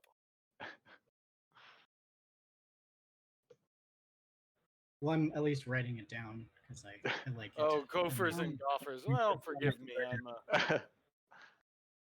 I was Sorry, on this writing- island, they're pronounced gophers. Got it. I was writing this. Fantasy gophers. I was writing this as we were sort of getting ready to play this morning. So forgive me if I am I'm just like, teasing. slightly retarded. Art. Wait, oh yeah. You're Art right. is concerned that we have encountered what appears to be like a racist caricature of a dwarf. And it makes him somewhat uncomfortable. Well, this guy isn't a dwarf. He's Bebo the Mad Beggar. Oh. He means the gophers, I believe. Oh yeah. Yes. This guy may be talking about dwarves, may not be. Maybe a madman portending of future fates, but may just be a silly old man singing a song. And Legit that's sad and say there's someone crazier than you on this island, and ask if he can decipher the song. Mm-hmm. Yeah, I'm a big fan. You know, like you sort of plagiarize from these people and then sell it to a mass audience is, you know, a big part of the bard shtick, right? Anyway. all right, guys. And with that little bit of silliness, right. I think we will be concluding. Sweet. I portend that this See you this later. man is not actually a beggar, but in fact a mystical shaman. Yes, perhaps. Chloe. Since the top of it says the mad shaman, and then Yeah, I might have. Why not both? Yeah, why not both? Okay, no los dos. All right. Okay, Good Well- fun, fun, shit. fun. good Okay. shit, boys. All right, thanks everyone. See you Good next week. game. Yep. Game. No, probably not. Yeah, depends on. Schoolhouse, whence you deploy. This week, like late this week, so probably we'll be traveling this weekend. Okay.